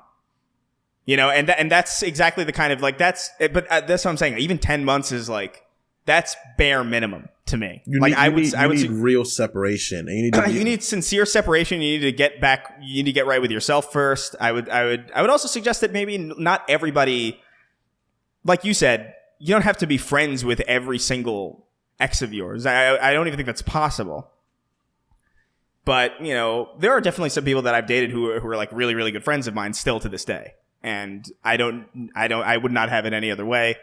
But that's hard for a lot of people to do also. It's hard because it's hard to like, I don't know, like imagine this girl you really like, right? Is a good friends with like, one of your friends, you know? And you got to see them often, right? We had tons of friends who did this. One of our friends, Elliot, broke up with this girl, decided to be friends with her right afterwards, led to just constant disastrous, just time and time again, disaster situation. And it's just that's like, you can't do that. That's why you need that time. Because people don't get over people fast. It doesn't happen quickly. It takes a while, especially if you're attracted to someone. Attraction takes forever to fade, if it does, you know? Yeah. In all realness, if I'm being very real, you know? No, for real, yeah. Attraction takes years to go away. If it can go away. If it can even go away at all. I kind of argue that it technically doesn't, unless like the person literally physically changes to a degree that's like, unless they become like a fucking torso person and they don't got arms and legs and their face is all fucking. Well, the thing is that attraction exists in such a spiritual sense, metaphysical way, you know? Because like, let's say you're attracted to someone physically, right? You know, right. Physical attractions alter and change. Like people were like, I know guys that were into like really thin girls. And so they started like being really into big girls, into like thick girls, into like it changes, you know, your appetite changes for that. But if you're attracted to a person's personality, like them as a being, that's hard. That's a hard sale to just go away, you know? Because usually if you're like, oh, if you and this person vibe on like liking things, like you guys like the same movies, like the same games, have interesting conversations, X, Y, and Z, you know, things like that, that shit is just going to be there. Here's what I would say as somebody who has like a decent amount of experience in this specific field, right? I would say this. I have never dated anybody If I've dated somebody and stayed friends with them afterwards, even with a break, without a break, it is impossible for that to have happened without there having been a friendship prior to the existence of a relationship. And what I mean by that is I have never swiped right on a dating app or met somebody from the internet with the intention of dating or hooking up and then broken up and then successfully had a friendship afterwards. That has never happened with me. The only people that has happened with successfully with me are people that I knew before, that I had years or even just months of like friendship experience with beforehand, transitioning into a relationship. The relationship doesn't work out. And then after a certain amount of time apart, things are fine. I've never done the whole relationship. I haven't been, so I'm gonna be real with you. I haven't been in a dating game for a while, right? That's true. Yeah. I haven't dated in a long time. So I am out. For me, I understand the people I was attracted to beforehand. A lot of them were terrible choices, and I know it's me. I understand it's me. I have terrible choice in most women. I've only had like maybe 2 good picks ever. But so I know that like a lot of it is my choice of girls I would go after or I would like try to be with. But I know now that a lot of them, I realized that as people, they were not good for me, and I'm able to move on beyond that. And then the one of them that I consider myself friends with, we were kids and we realized that who we were going to become just wasn't working out. Yeah. And now we're at a point where we're just like, I respect you. I wish you nothing but the best. I hope your life is full of roses. And that's it. And we're just that. Right. And that happens. So all in all, just saying, but like take your time. Take your time. Yeah. Do your laps. And then if it works out as friends, it works out as friends, but don't try to force it. Yeah. Well, because the thing the way that I think about it is like I have friends that I haven't seen in years, that I haven't talked to in probably a long time. And if I reached out to them today, or if I went back to New York and said like, hey, I'm in town or whatever, they would meet up with me no problem. Because they're my friends. And it's not a huge deal that we're not constantly in contact. And if you guys are going to have a strong friendship, then that separation, especially with the intention of healing, shouldn't be a problem. You should be able to, at a certain point, be like, okay, I think I'm over this now, and then reach out, and then it's not a huge deal. And if you can't do that, then, maybe it's not meant to be in the first place. And that's also fine. That's fine. And I know it sucks to but hear you can't that. But one thing that's, you cannot be doing this with the intention of like, maybe one day. Don't do that. You gotta get that out. Get that shit out of your head. If it works in the future, it works in the future. But that should not be your intention. Don't hold out for that. Don't waste your time. It's a bad crux to heal on because you're gonna not let yourself be able to enjoy everything without that person. And then someone could come by that could be better for you, but you're holding on to this other person thing working out, and that can ruin that. Trust me, personal experience. You could ruin that. 5,000 times personal experience. Yeah. So don't absolutely. Don't be that guy. Don't be the guy that misses out on happiness because you still want some old pussy, bro. Don't be that guy. Cause that guy's sad. That's a sad feller. Oh man. All right. An overly apologetic Midwesterner again. Oh, I guess. Oh yeah, that's right. I kept this in for the next episode. Well, you know what? I'll let you double dip.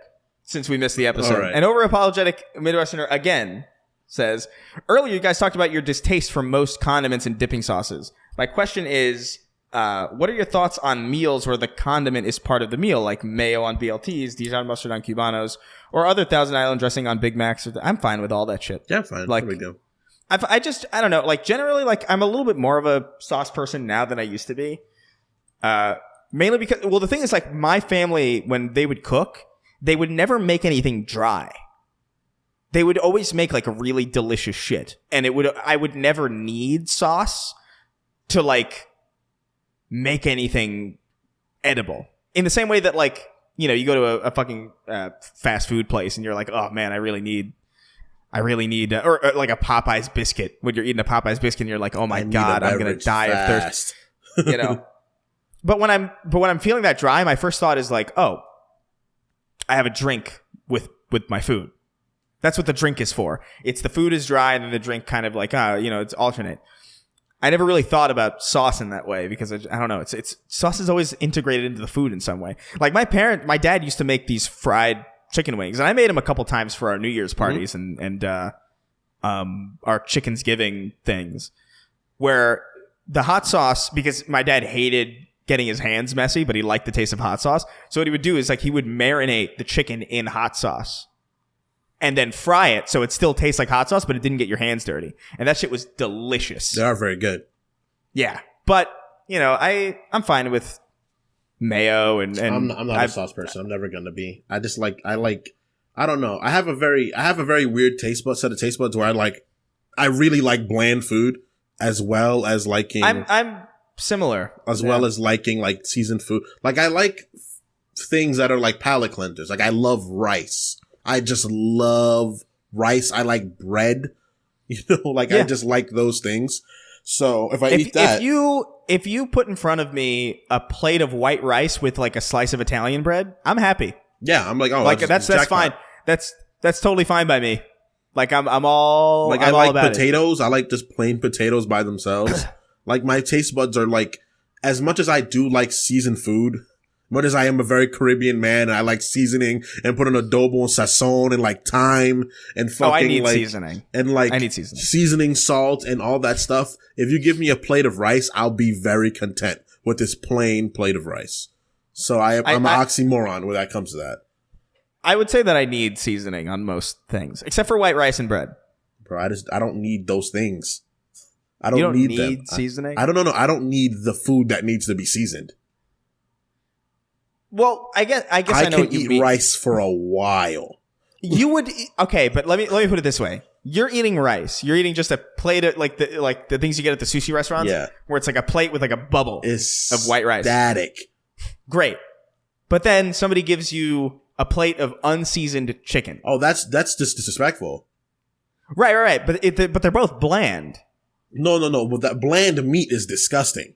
Bland meat is horrible because bland meat. Right. People that boil chicken need to be put in camps. That is fucking wild. You should not boil. I have seen it and I'm like, why? The people who boil chicken should be boiled, I think. You should be put in a situation where you have to beg for your life. You should be put in a situation.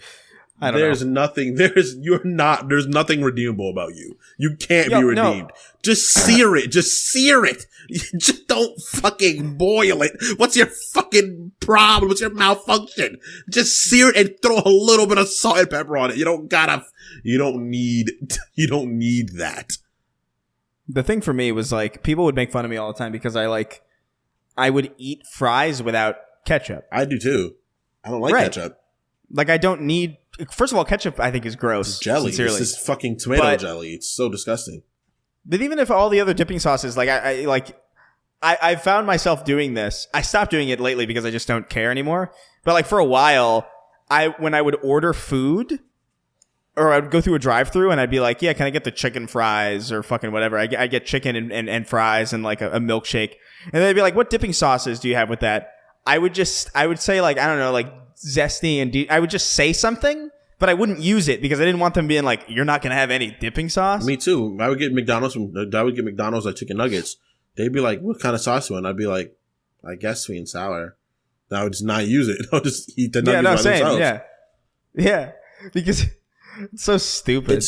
I understand that some people it's weird because the thing is that you shouldn't need sauce for something to be good. If it doesn't have sauce naturally. Like, like chicken parm has sauce.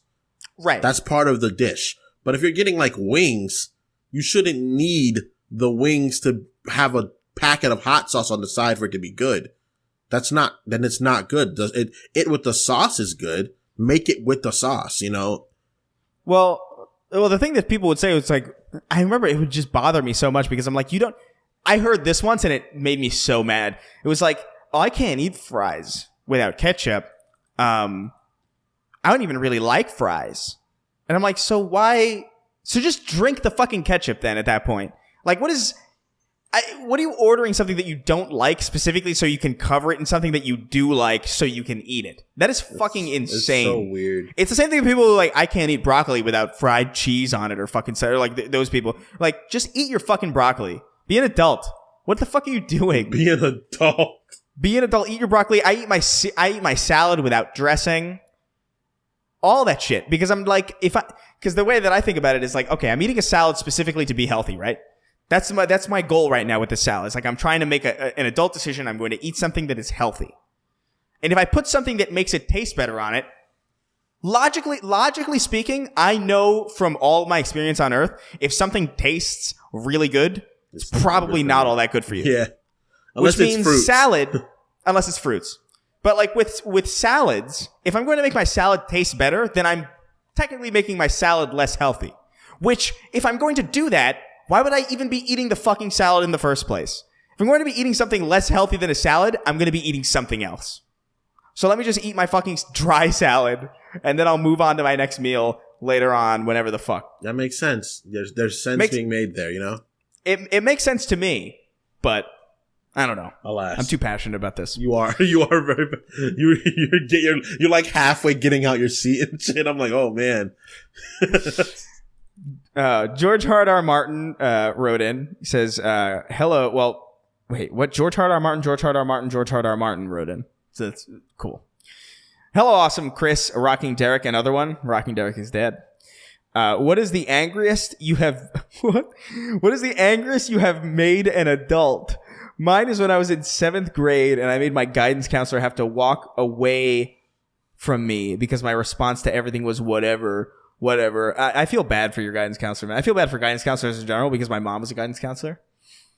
And she would always talk about how people were just like, oh, my fucking God. She was actually so nice to people, too. Nothing worse. There's nothing worse now than looking back and seeing an asshole kid and be like, you're going to get yours. Oh, yeah. Life is gonna give you some pipe, bro. Have fun. But I made one of my Spanish teachers so incensed. And Paul was there too. Paul was in that class. That's how I met Paul, through that class. But this teacher got so upset with me that she lifted me up by my shirt and threw me out of the class. This is like a very real experience. What did you do? Well, me and my friend Rob. I know Rob. Yeah. I don't want to say his last name, but me and Rob made it our goal to make this teacher's. Every time we were in her class, our goal was to make that class horrible. Oh my God. Because, and this is a very specific thing, I had no intention of doing that on the first day of school, the first week of school. I was just minding my own fucking business. And then because I had Spanish, and then afterwards I had lunch. So at the end of Spanish, I would always I was always jonesing to get to lunch. And so I think I checked my bag at the end of Spanish class just to make sure I brought my drink. And I brought obviously a glass Snapple, a fucking salami sandwich, and something else. I can't remember. I think it was like a fucking orange or something. But I pick it up and I dropped it. I think maybe not even a foot. But it was enough for the glass in the Snapple to crack and leak a little bit. So it was leaking on the ground. I was like, God damn it, I'm not going to have a drink. I'm going to have to drink fucking fountain water. And so I raised my hand to ask if I could go, get a napkin. I literally raised my hand and asked for permission. Hey, can I get a napkin so I can clean this up? And she goes, you're not allowed to have glass bottles in school. And I was like, what? And she was like, go to the detention room. Go to room 111. And I was like, what do you mean? I'm asking to clean this up.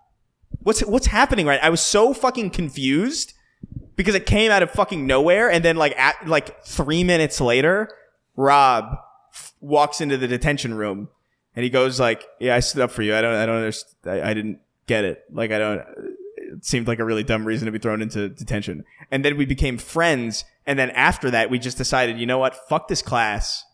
Fuck this person who would throw me into detention for having a glass Snapple that I was just planning to drink.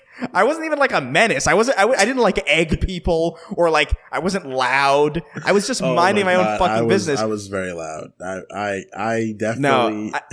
No, I was so quiet. I was literally if you looked at me, you would assume I was a model student. And then that happened, and then from that moment on, I was like, no, fuck you. Like, I don't even care. I literally failed that class out of spite. Like, I was like, I will fail this because I don't care what I'm doing here. I fucking hate high school. I don't give a fuck. So, like, we would bring in action figures and, like, fight on each other's desks with the action figures, and then she split us apart to each corner of the room, and then we would, like, we would mime it to each other, like, long distance across the room. We were fucking demons. Dude, which was fucked up. I shouldn't have done that. But it was a dumb reason to be sent to it was a dumb reason to be sent to detention. It was dumb. It was very stupid. For me, so as you guys have probably noticed, I have a rather explosive laugh, right? Rather explosive laugh. So what happened is this teacher, every time this teacher came in, he had a funny accent, right? He was Nigerian. So he'd come in, he'd be like, well, welcome kids, how are you doing? And every time I heard him, I would start laughing. And it was crazy because of the fact that I would think about his voice, so it would be less funny, but it would be funny every time to me. So he got so mad, he was screaming at me, but he sounds so nice while he screamed. He was like, Kingston, why are you doing this every day? Are you not used to how I sound? What is it? Do you think I'm funny? And I was crying laughing. And he told me to get out the class. He told the class to hold on. He spoke to me outside and he was like, Kingston, you are a good student. You are getting good grades. But every time with this loud laughter, I was crying in his face. And the last day of school, I came back and I was like, hey, Mr. Uncle, I'm so sorry about this. Cause he was my 10th grade English teacher. Then when I took AP English, he was that English teacher.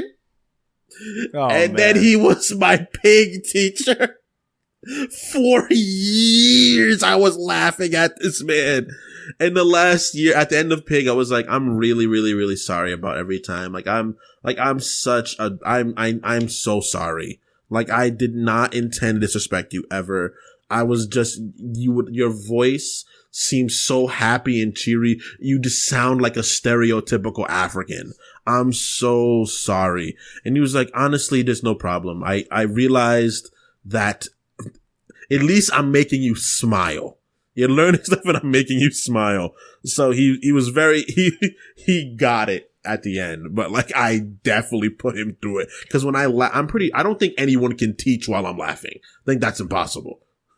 Yeah. I think I saw that teacher at a Walmart once. So like when I was an adult, I did go and apologize. Oh my God. But it was just like, I don't know. I still really don't think I should have been sent to that fucking room, though. Oh, no, I absolutely caused my own problem. It's my fault why that happened. The retaliation was too much, I'll admit.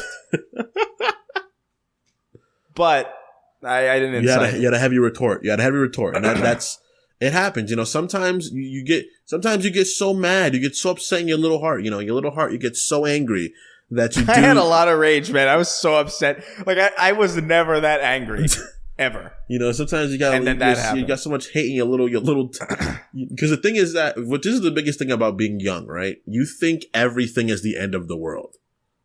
Well, every emotion is super heightened. Because they're more new than they otherwise would be because you're so young. So you're like, you realize, like, in your 20s, you're like, that was stupid. That was dumb. But hey, man. You'll be fine. Just don't be an asshole. You know, try not to be an asshole as a kid.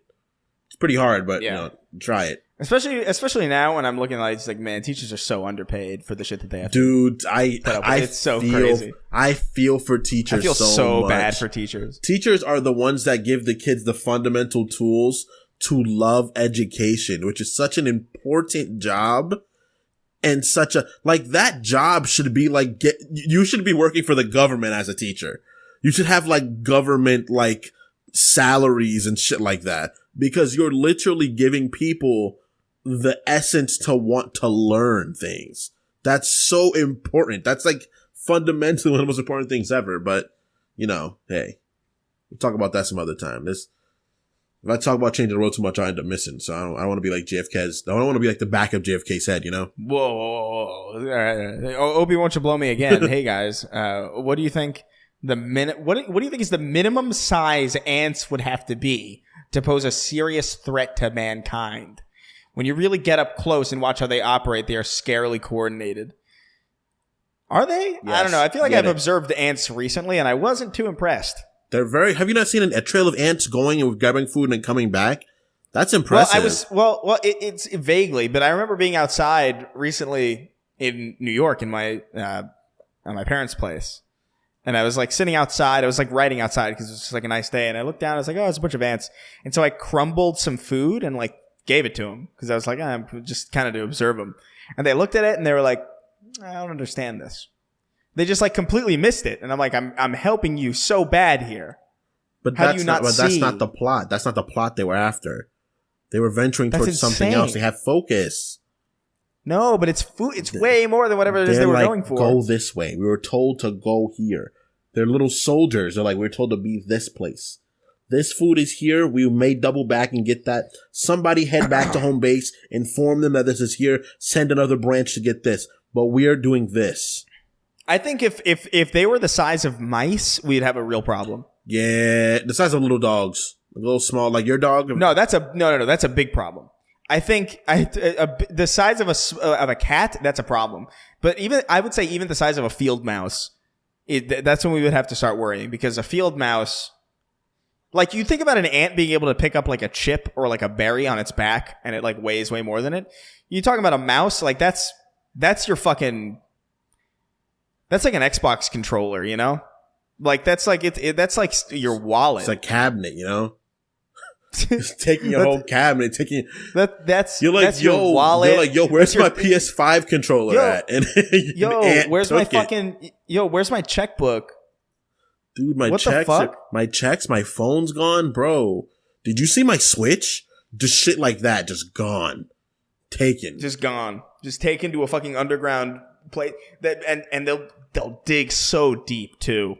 They would ruin the foundations of houses if they were that big. Yeah, that would be bad. They would be a big problem. Fuck the foundation of your house. That's all it would take. Just them becoming the size of even just a small mouse. And we're done. Because that many of them that are that size. Because there's billions of ants. Trillions, I'd go as far to say. Yeah, that's a nightmare I don't need to have. Let's move on. Next question, bro. Holy shit. Well, that's it for today. That's it. We're at 2. Oh yeah, we're at 2 hours. Damn. So we are at 2 hours. Yeah, that'll be it for today. And next week. Very sorry about all the inconsistencies lately. That was his fault. It's me. So let me give you guys a preface real quick before it's going on. We have 2 guests coming up this month. Yep. We are. Do we want to say who they are, or should we not? We can say who they are now. First and foremost, we're gonna have Jay Aubrey coming to the podcast, hang out with us for a little bit. So I'm gonna put out a question thread about him later today, and then we also have Adam, Your Movie Sucks coming, which I know is gonna be a wild time. Yeah, because we've spoken to Adam more than once, and it's always crazy talking to him. So we're doing that. We're also going to be redoing the tiers on Patreon to have more of us being interactive with you guys, because we know you guys pay for what you guys pay for, but we want to do a little more for you guys. And we also have merch on the way. I have to talk to Teespring personally, but we have merch on the way as well. So, and then we have another venture coming up soon, which we can't exactly say yet, but it is a very cool thing coming up soon. So, remember, guys, like, share, follow, do all that shit. Leave us reviews on iTunes because that really helps us. It sounds like it doesn't do anything, but I swear to you, it does. Like, all of this shit is based on interactions and algorithms. And even though you download the show and listen to it, iTunes needs a little more. So especially if you're listening for free, give us some help over there. It'll be much appreciated. Every place you can, give us show us love, because we want to make this podcast as great as possible for all of us. So and now that we are all kind of settled in our spaces, yes, we should be good. Things are going to be consistent. We're going to have to. We missed an episode, and we're going to have to give you guys something good for that. We're probably going to try to do a longer episode sometime. We'll do an extra one. We'll do an extra episode. Maybe next week. I'm guessing maybe next week. We'll probably try to get 2 out. Yeah, because next week's we'll think of something. All right. But in the meantime, yeah, just appreciate it. Appreciate all your support and your patience. Yeah, thank you, guys. We know it's a little frustrating. It's frustrating for us as well. But we'll especially, dude, like sometimes we'll record an episode and then we'll lose it. And I think it's been at least one of our faults every single time, where it's like we'll have a really good episode and then we'll lose the audio, or like there'll be some corrupting thing on the video, or some bullshit happens. It's extra frustrating. But we appreciate your guys' support. It means a lot to us. So if you like what you heard today, consider supporting us on patreon.com/thesnarktank. $1 a month gets you early access to every episode and access to bonus solo episodes. By the way, my bonus episode will be coming in this next week. I had to delay it a little bit because I was moving, but it'll be up. We'll have it out, and mine will be on its way out as well. $5 gets you a question read on the show. $10 gets you access to our Discord server. That's one payment, and you're in for good. And $25 gets your name dyslexically read at the end of the show, which I will do in a moment, because this is a new PC and I have to iron some things out first. 3, 2, 1. Sweeney, quickly, there's a Twitter account called @Sweeney's Guide. Go there and scan the code to see a video. Rectal lacerator, emoticons doing this that I still can't. I can't pronounce. I don't know what you want from me, sir or ma'am. I farm horses for their milk. Stormboy's life and what he like. People who like Nutella act like it's fucking ambrosia squirting from the veiny cock of Zeus himself. Your noble truth. I have no urethra and I must cub. Whoa. God damn it. Super supplements. Fuck traveling overseas. I'm trying to travel into her ovaries. Mojave Scribe. Elsie Bray's pyramid scheme, a.k.a. Drip MH. Nancy Pelosi killing a Palestinian with her massive tits. You okay? Oh, I just got so congested. Holy shit! You sound different. Do you sound that? Yes. Do you hear that? You sound that? I'm fucking losing. Finish recording before you die, dude. Okay. Obi-Wan should blow me. A fucking prod. God, why did I move to this swampland? God, I moved to Florida. Save me. Never mind, sweetie. I just realized you have swamp ass. I'm coming for Chris's, but instead XOXO Big Papa Shaq. Tevin de Black. Kreblin de Greblin. Binkus Stinkus. George Hardar Martin. George Hardar Martin. George Hardar Martin. George Hardar Martin. Mitch McConnell's turtle shell. Mitch McConnell's turtle shell. What the? Mitch McConnell's turtle shell. Why do you sound like that? Why do you sound like this? Saint Maxie. Also all. Beg that X8 guy, and I give up on. I'm out of funny. Avi, welcome to Andrew Tate's Kidnapped Women and Little Dick Emporium, Fragile Masculinity sold separately. Suavemente, bésame. Que quiero sentir tus labios besándome otra vez. Suavemente, bésame. Wage Slave 583. Just the F slur. I feel gay. Fuck you. Just a reminder that there's a video of young Willem Dafoe swinging his fat cock around. Dead inside. The Papini Brothers Emporium of bullet-filled uncles. Skrinkus. Hey guys, I just got a new dog. Can everyone say hello Zuma for me? No. Hey Zuma. Paraplegics you sound like people chills. Because people are bipedal. You sound like chills. I got my glasses off, but I wear contacts. I can still see. I have PTSD. This podcast brought to you by Warski Naptime Pills. Did you see that? Daddy War. Did you see that video of Derek cackling like a witch? He was screeching. I've never heard him happier. I've never seen him laugh like that in my life. Bro, shout out to him. All right. This podcast is brought to you by Worski Naptime Pills. Guaranteed to lay you the fuck out in 15 seconds. Have a nice day. Tell him Steve Dave.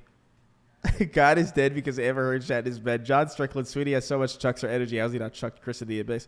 Merckx 1889. Downey McFrowdy. Alternate universe Sweeney where he's the same in every way except he's a big Reagan supporter.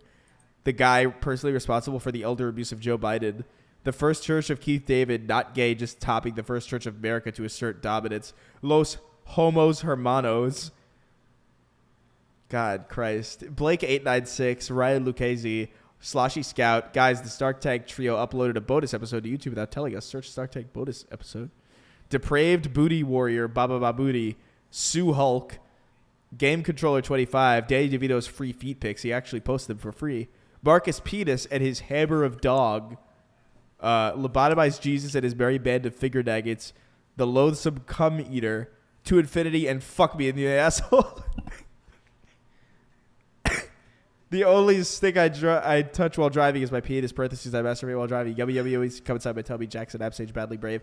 Hunger Dark, the movie theater manager. Aetherian, Chris Cat, Rubbergerian, and Hunting Gas will unleash all our forces. We won't cut them any slack. And the one true king of haphazard. No substitutes. So that's everybody. That was so terrible. I'm gonna go vomit or something because like I don't know how else I'm gonna clean my sinuses. This sounds horrible. Bye guys. Just to infinity and Whatever. fuck my asshole. To infinity and fuck my asshole.